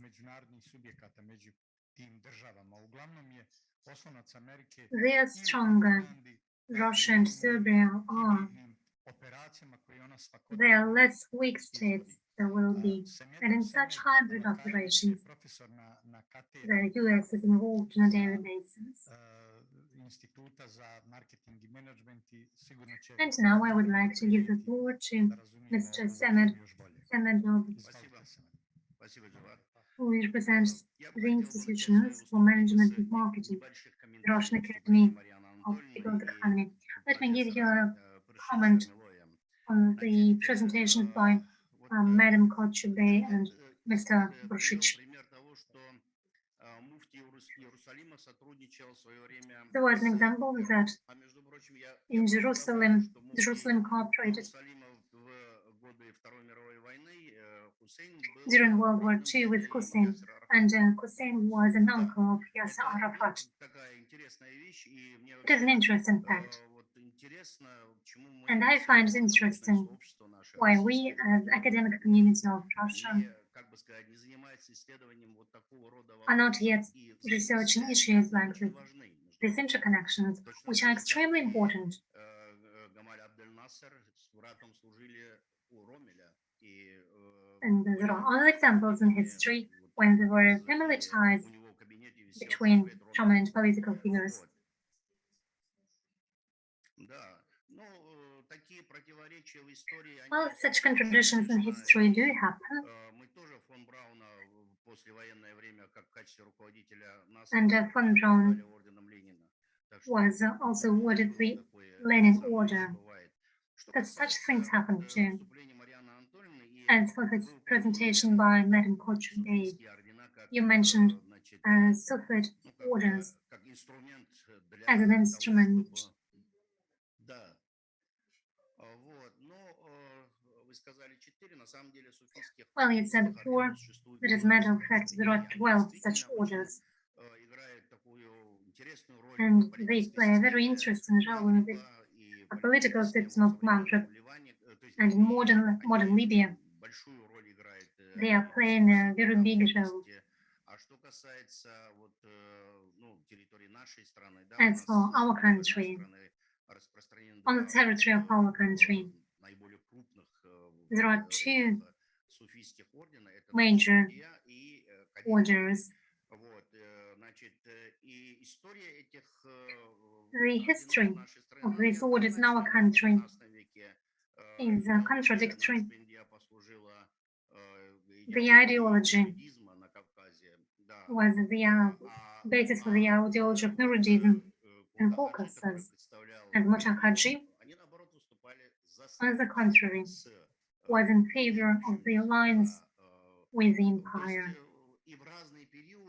So in different times, they were used as banners for different political ideologies. And as for Turkey, the modern history of Turkey, the order Nachmandi plays a major role.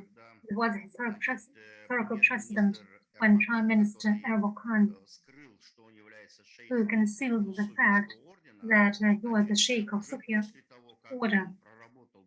After he spent 2 years in the office of Prime Minister, their political opponents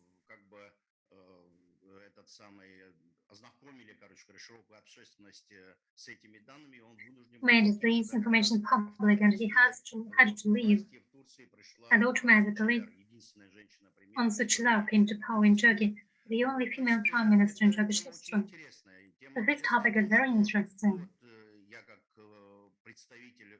As a representative of this order,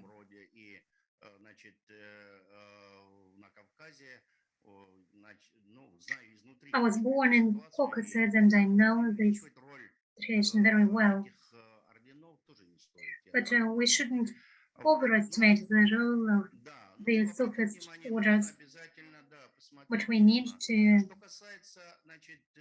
look at this and take into consideration this factor too. I would like to express my gratitude to the Gorchakov Fund and the representatives of the Republic of Srpska for this invitation to speak before you.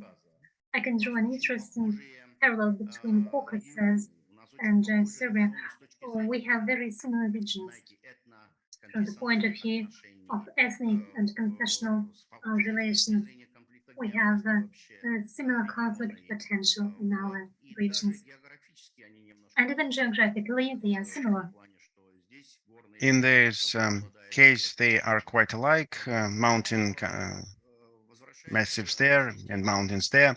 Coming back to our topic of ideology of extremism as a tool of geopolitical influence, from which we're a little bit move away, I can tell you that in the modern world, specifically, the extremist ideology is used widely, practically in all conflicts. Chechen conflict, I wouldn't call them wars. This is the internal matter of our country. And although the involvement of foreign or international extremism was really significant, Balkan wars and modern special military operation in Ukraine bears a certain significant element of extremism in it. Big extremist ideology is Russophobia and Serbophobia, which we see on Balkans. As Gedimitan said, one of the key researchers of this problem, Russophobia origins at times of Karl the Great. It has its specifics with Germans and with British, with Brits, with French. We are too big, we are too rich, and we are too special to be apprehendable for other people in other countries. And a number of reasons is in the basis of that Russophobia. We're not going to go into details here, but let's come back to the question, what is the religious extremist ideology, which is very important? ISIS or Daesh showed a very powerful potential of religious ideologies. I wouldn't call them.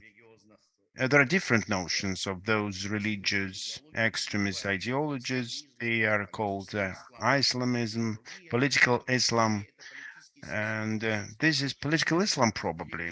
We have to differentiate here clearly different definitions.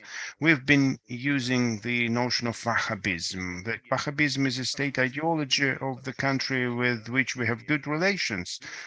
And even several countries, Saudi Arabia, Emirates, this is Qatar and Kuwait. So it's not quite correct to use this definition in this sense. And some diplomatic issues happened when President Putin arrived in Saudi Arabia. He had a meeting with Wahuba, and his name is Wahhab. The representative of this name, this family are also among religious leaders, and I would even call closer political Islam, which has different flavors. And some ideas, the same fixed ideas, are in the basis of this learning. Jackie Lee, when they split the world into humans and animals, and when they divide people for those who are believers and non-believers, who stepped away from their religion, there could be 5 to 6 pillars which fits in perfectly in any ideology, and they very often use the language categories, which are also liberal democratic, by the way. And by the way, there was an interesting appeal from Khamenei. Khameneism is one of the form of political Islam, but not radical, but political Islam. The poors of all countries unite. Don't you have any? Does it ring a bell somehow to you? And well, in general, in the ideology of the political Islam, the ideas of Iran Ali Shariati was used widely. This person was very well educated. He had friendly relations with many French and European intellectuals. And this is one hand. On the other hand, as they say, the fundamentalists' ideas lay basis to the political Islam. This is the return to the pure Islam. And then we already start speculating on religious pillars, religious messages. And in this regard, of course, there could be different types of Islam. Maududi in Pakistan, political Islam, Fethullah Gulen in Turkey, which as I once called a criminal or friend. It has been living for many years in the States, but at the same time, he stays the flag of any form of opposition. He's one of the richest people, and his organization Nurjuar and its assets are being assessed of 50 to 60 billion US dollars. And Gulen has as many proponents as Erdogan, probably even more. As for, well, generally, we should say that the world is being reformatted. It is being reformatted, and in this sense, we need to have the development philosophy, the new philosophy of our state. We need to have the new value carcasses based on which we are going to build our state. If our goal to reach Kiev, it's not the goal for the state. This is an objective. But what will we get as a result? What do we want to get? What do we want to achieve? Either east or west? Yes, we are able to reformat our relations with the world. And in this regard, in this sense, the Republic of Srpska and Serbia in general is are one of the links in the new world order system, which is being built right here and right now. Yes, there we have foundations. The main players in this world order will be China, India, and by the way, both countries, how can we say it, are quite complicated, complex, and we can't say that tomorrow they will support us. It won't happen. This is a very long-term game with those countries. As for the Muslim countries and Muslim world, there are 28 states in that world. It's absolutely different. It is a non-solid. There should be a very complicated, we should lead a very complicated, very complex game there. But as a basis of our policy, of our actions, there always should be national interests of Russia first and foremost. And naturally, the world, as Morgenthau said, they will be in terms of force, in terms of power. Unfortunately, we can't go away from that.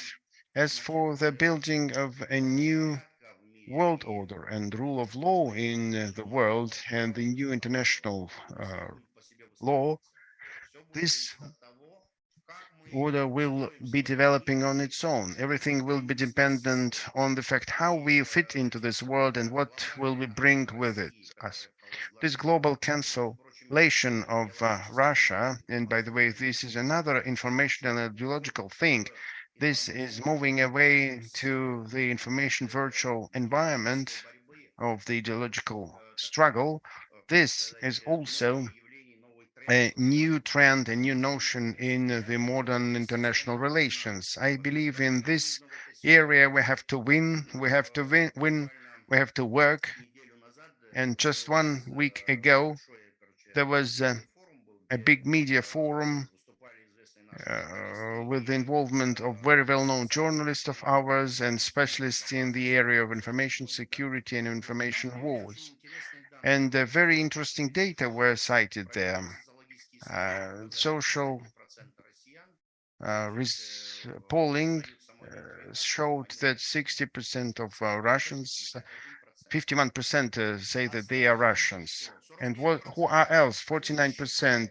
Don't they believe that they are Russian citizens? They don't believe that their task is to be a Russian citizen. But this is abnormal. This is not normal.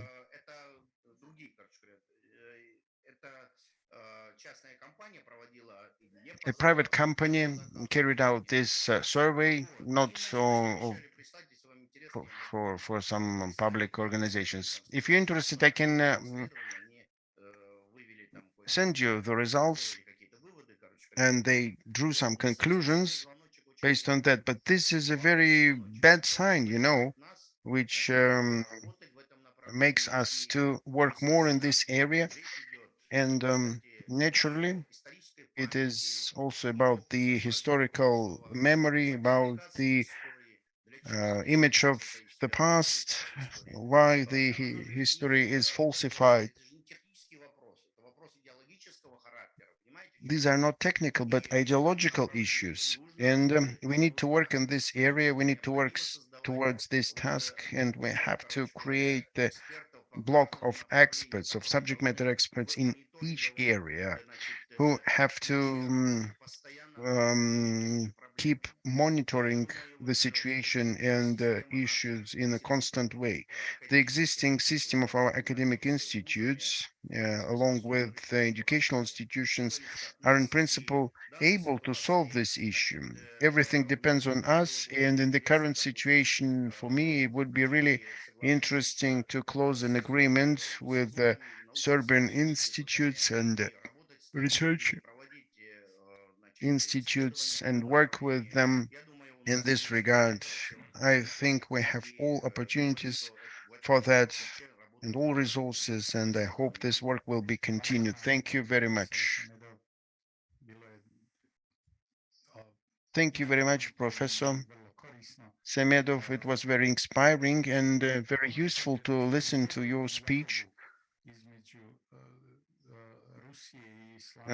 What is good that there is a dialogue between Russia and Islam, and what is good there that the huge space, huge potential is being stabilized. There's one record in YouTube, the previous Bayram in Moscow. So there are so many people were watching and among the viewers, the Muslims of Balkans, one of the biggest mosques in Europe, which accepts up to 15,000 believers. And on top of that, we see many people on the street. They have no problem of praying in the street, and nobody is treating them bad.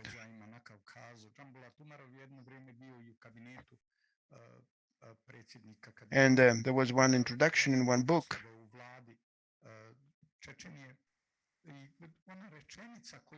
The book of Kumarov, who was dealing with some matters in the Kadyrov's government, and there was an idea that not Chechnya was the problem of Russia, that was the totality of problems Russia was facing at that time.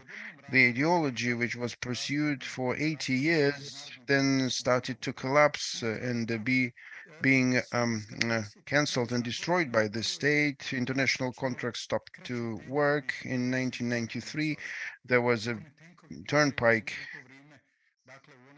a year when tanks start to shoot at the Russian parliament, where the the head of the presidium was sitting, and one influential person at the top position, he was not willing to do anything about this. And 6 months ago, the war on Russia started. It ended in 1996 with proclaiming the Russian state on this territory. But we have to study all that. We have to study what was done by Chechen and Russian people, that they can live in peace and reconciliation, and it is a very big thing to build the future of both people. I like when they speak about the Russian world, and someone would say that we'd like to live in peace and be the part of this world. And Islam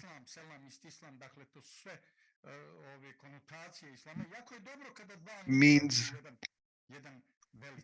peace in many languages. And this is good when two pieces, two worlds are combined, are united, what we called Islamism in some of their languages. But this is the Western articulation, Western perception of relations, of social relations, which are strangely intertwined and connected there.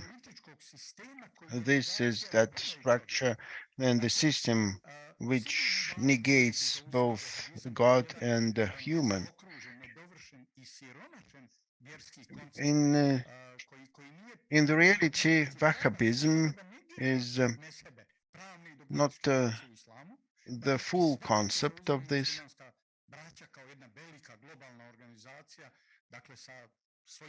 The Muslim Brothers, a global organization which we also have to take into account, they are present in 60 countries, and they have a different way of interpreting Islam, and their goal is to make others believe that social relations are based on the combination of Islam and Western ideas, and relations are more important than what is the most important in Islam. The most important in Islam are the pillars of God. They are 11 about the belief, and 5 of them state that the Muslim should trust, should believe in God and in angels, and so sinless creatures exist, and so those and everybody will come to the highest court in heaven, and there are 5 commandments for the Islam in this regard. If a Muslim prays and observes all those commands and rules, pays for zakah, he is a good Muslim. And if, just imagine, if we take those 11 commandments and if they determine your relations with God, and everything you do is not in vain, and you remember that there is God in heaven, and you owe him for your life, and you can be punished if you behave badly. And if someone would claim that the most important thing is like political society should be organized, and how we set up our friendship and good relations, and how can we determine enemies of religious kind, and only in this case we would be able to have different ideologies, and we will face the objective threat in every state. In this ideology of extremism in every state combines religious Wahhabism movement and the Muslim Brothers. This is what Muslims didn't know and couldn't withstand. They were tragically split, not only Sufi and Shia streams, but different other kinds of Muslims. suniti priznaju kad je riječ džaferijskog koji priznaju kod šita. Dakle, sve te podjele unutar mezheba koji ima danas desetine i desetine. Things that are not part of traditional Islam. It all causes confusion, and therefore America doesn't bring peace. America brings problems, conflicts. America develops its potential by combining what we call the Western world order. Kada bi uzeo u jednoj suri, u 9. suri Tevba, kada bi pokajanje, našao bi 10-ak najmanje ajeta koji bi izazivali vrlo ružne konotacije kod Hrista. For example, Bili bi prijeteći, ali Kur'an nije 5 sura. Repentance. Well, look, in Islam there are more than 3,000 surahs. They contain different messages that reach the people from the God through the angels. To nema veze sa ovim što mi vidimo. To nema veze sa današnjom politikom u Sarajevu. Ali je Izetbegovića, Bakira Izetbegovića. To nema veze sa has no relationship to the today's policy of the Albanians in Kosovo, for example. I don't judge them. They believe in it. It is how they understand Islam. Islamski svijet razumije svoju logiku. Rusija ima podršku. And it is different from how the remaining Muslim world understand it. So they are separated from the remaining Muslim world, like, for example, Saudi Arabia or Turkey.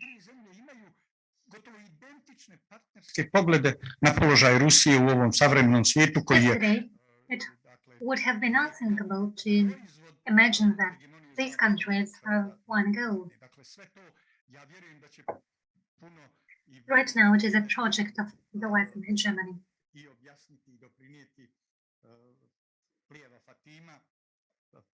And I hope that Fatima Trebov will tell us more about it, who is director of the Islamic Mission, and she will help us. She will tell us about ways of cooperation between the religion and society. Fatima, you have the floor. Thank you, distinguished colleagues, for this invitation and the opportunity to speak. I've heard a lot of interesting ideas at our today's event. I'll try to be brief. Informational and spiritual security are important components of the national security of a country. In modern circumstances, their interdependence is determined by the fact that there is an unprecedented pressure on traditional spiritual values, touching upon the key issues of patriotism and historic memory. The spiritual qualities are being developed in early childhood during communication and with the influence of prominent spiritual figures. Therefore, in order to ensure spiritual security, one needs to uphold and protect traditional values from destructive influence from the West. In a quote from the outside, according to the respective documents, fundamental documents of Russia, we have to uphold our security in the information space. However, in the circumstances where there is a cross-border information movement and access, the contradictions are increasingly being used for terrorist, extremist, criminal purposes to the detriment of global security and strategic stability. Technically speaking, it is very difficult to reach these goals. Terrorist and extremist organizations widely use informational influence on individual, group, and public minds in order to raise interest, difference, and hatred, to promote extremist ideologies, and recruit new people for the extremist activities. We see these mechanisms implemented on the national level. In our center and foundation, we try to harmonize the interests and relations. Recently, we have been speaking a lot about the civilian identity of Muslims. In our current work, we have online processes since 2013. We regularly monitor social media, the networks and the content whose targeted audience is Muslim people. The ideology of Islamic terrorist organizations remain relevant apart from the traditional organizations. We see some minority movements too. They target at the young people, most particularly. We see from the methods of the dissemination of such information and reporting methods that are targeted particularly on the young generation. Therefore, in order to take preventive measures, particularly in the field of education, we need to identify at early stage the young people who could commit criminal acts. In educational institutions, one needs to identify students who could be prone to ideology and influence.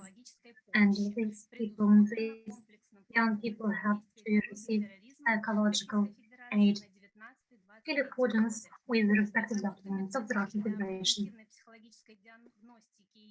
Preventive psychological diagnostics and its practical application will make it possible for us to timely respond to the threats. The main platforms for the spread of radical ideas are on social media.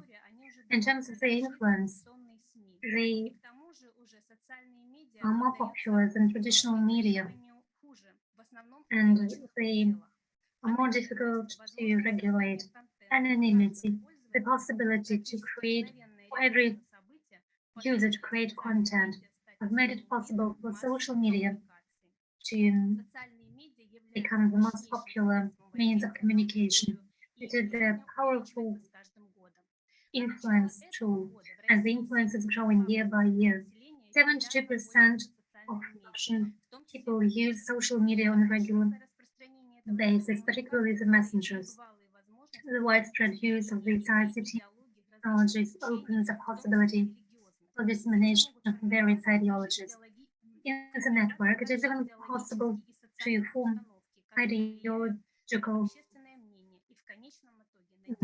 settings that may influence large social groups. The use of social media as part of the doctrine of information wars of Western countries. We all remember the role played by them during the Arab Spring and other revolutions. We remember the media activity of ISIS and the full-scale information war waged against our country, including strict moderation of the content, and not to mention the fake news. The young people are in the center of these attacks. The young people are faced with a colossal information pressure, and there are attempts to shake their trust to the spiritual leaders, to the church, to religion, to our leaders. They try to promote religious motives. To cite an example, 14 Telegram channels with an audience of 400 people made an appeal to the Russian population to go for demonstrations on the 30th of September. Thanks to the swift reaction of prominent Islam experts who call not to follow these provocations, this demonstration was prevented. However, the destructive work of these channels continues. I should note that there is clear migration from the methods of information pressure.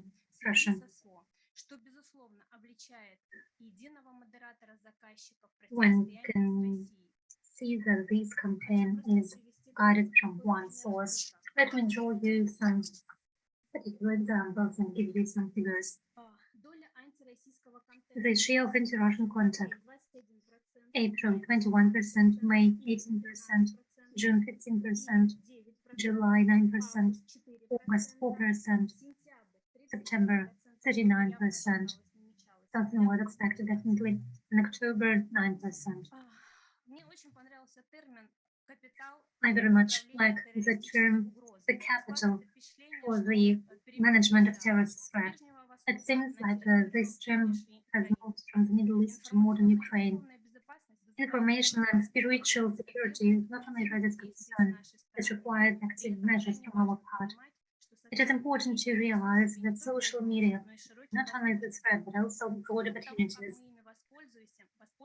How we use them will largely determine not only the spiritual state of our young people, but also the greater state of our country. We have many regulations in our country, like the Constitution, Federal Law and Security, the Strategy on National Security and Comprehensive Plan for Countering the Ideology of Terrorism in Russia for 2019-2023, the Doctrine of Information Security, and so on, as well as the fundamentals of the Russian Federation of strengthening the traditional moral values.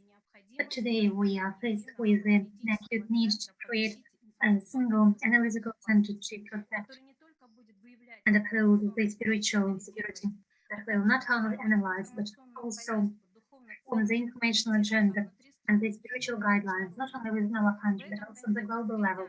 In this context, Christianity, Islam, Buddhism, Hinduism, and other religions, which are an integral part of Russian spiritual heritage, act as a single front to protect the traditional values.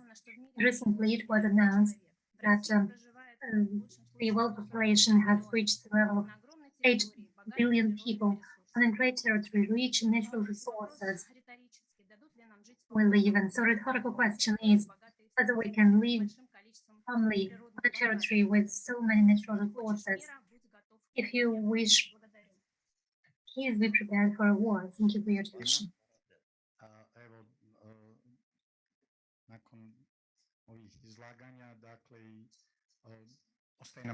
Thank you very much, Fatima. After this statement, we are left with some 10 minutes to address various issues and take questions if we have any. Thank you very much. I have a very brief question. I have a question to Mariana Kochubeit. You mentioned in your presentation, which was very interesting, you were speaking about Europe and Western Europe, energy, as one of the key elements, obviously. What is your vision? What do you think of the future of Western Europe? By some estimates,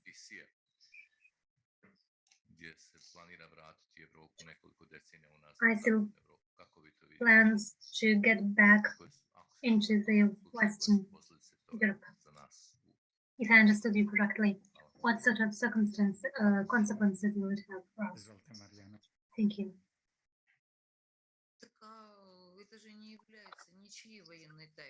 What it's not a military secret. Where did large German companies flee physically? To the US, right?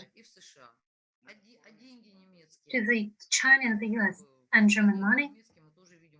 And German money, we also see where they moved, transferred to.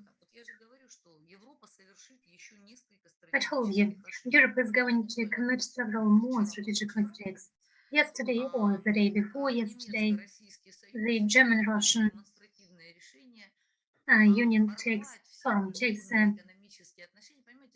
a decision to break ties. You know, people have friends between have friendly relations between their families. And so this decision is one of in the series of strategic mistakes. I see a mathematical model according to which Britain, the UK will cease to be a subject of any negotiations There will be two small waves, some attempts to talk, but it will be empty talk.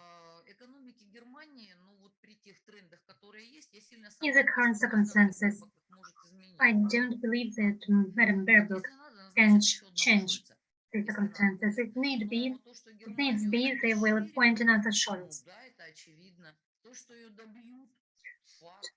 That Germany will be done with an obvious fact. I feel sorry for Germany. We fought against them.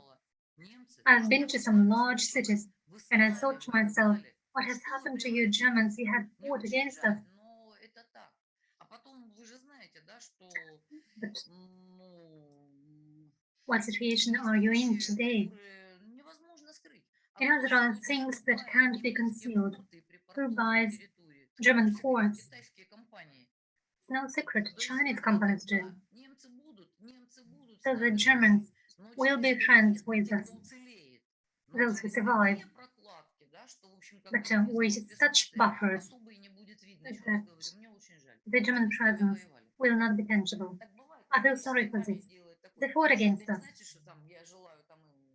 Well, it doesn't mean... Well, what about Mongolia? You know, in Crimea, there were ethnicities that no longer exist. I'm talking about Goths.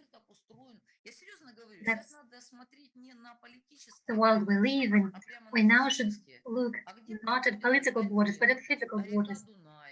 The river, where the rivers go, and the old empires, the frontiers of the ancient empires. I have very pessimistic opinion as to the future of Europe. Depriving the continent of the locomotive, the driver of industry. They kill themselves.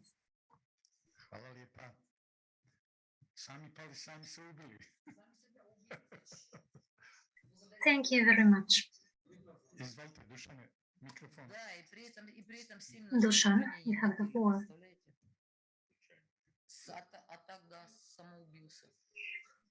Yes, it was an actual suicide indeed.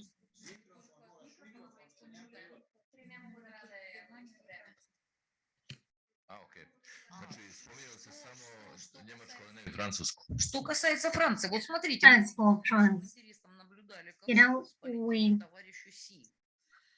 followed with great interest the trip Mr. Scholz to see. Macron asked him, Mr. Scholz, can I join you? And Scholz said, well, you know, I have prepared things and you're going to confuse me. Just go and make sure you have your own negotiations. After you have demonstrated, after all the mess you had with Putin, after you showed the secret negotiations, close negotiations, the problem of France is in the field of energy. They have nuclear energy. If they are potential, they could have survived, but they have forgot to repair their nuclear power plants. They don't have cheap Russian gas, and most obviously they will no longer have it. You've seen the news about the price tag today. It's exactly 10 times more than it was before the war. Exactly 10 times as high. That somehow France loses uranium ore. In Mali, there are uprisings, and people said we want to be with Russia. So France is left with unprepared. We follow it very closely. So France was left without an energy system. Why did they try to attack Lavrov and say that Africa belongs to them? Well, it doesn't. So France was left without energy. Thank you very much. Any further questions? Well, if you allow, Zaobišli smo migrante i uticaj migranata na geopolitiku, pogotovo u zapadnoj Evropi. Let me mention the topic of the influence on migration on the Western policy. To je starost je negde otprilike po nekim informacijama od 25 do 20 According to some godina. information, people aged 25 to 30 offer great potential. And France and Germany, these people can destabilize the political system. And they can be used for recruitment purposes if needed. If someone thinks of new conflicts to come, well, we hope, of course, it's not going to happen. But the issue of migration, of refugees in such great numbers, is not a coincidence.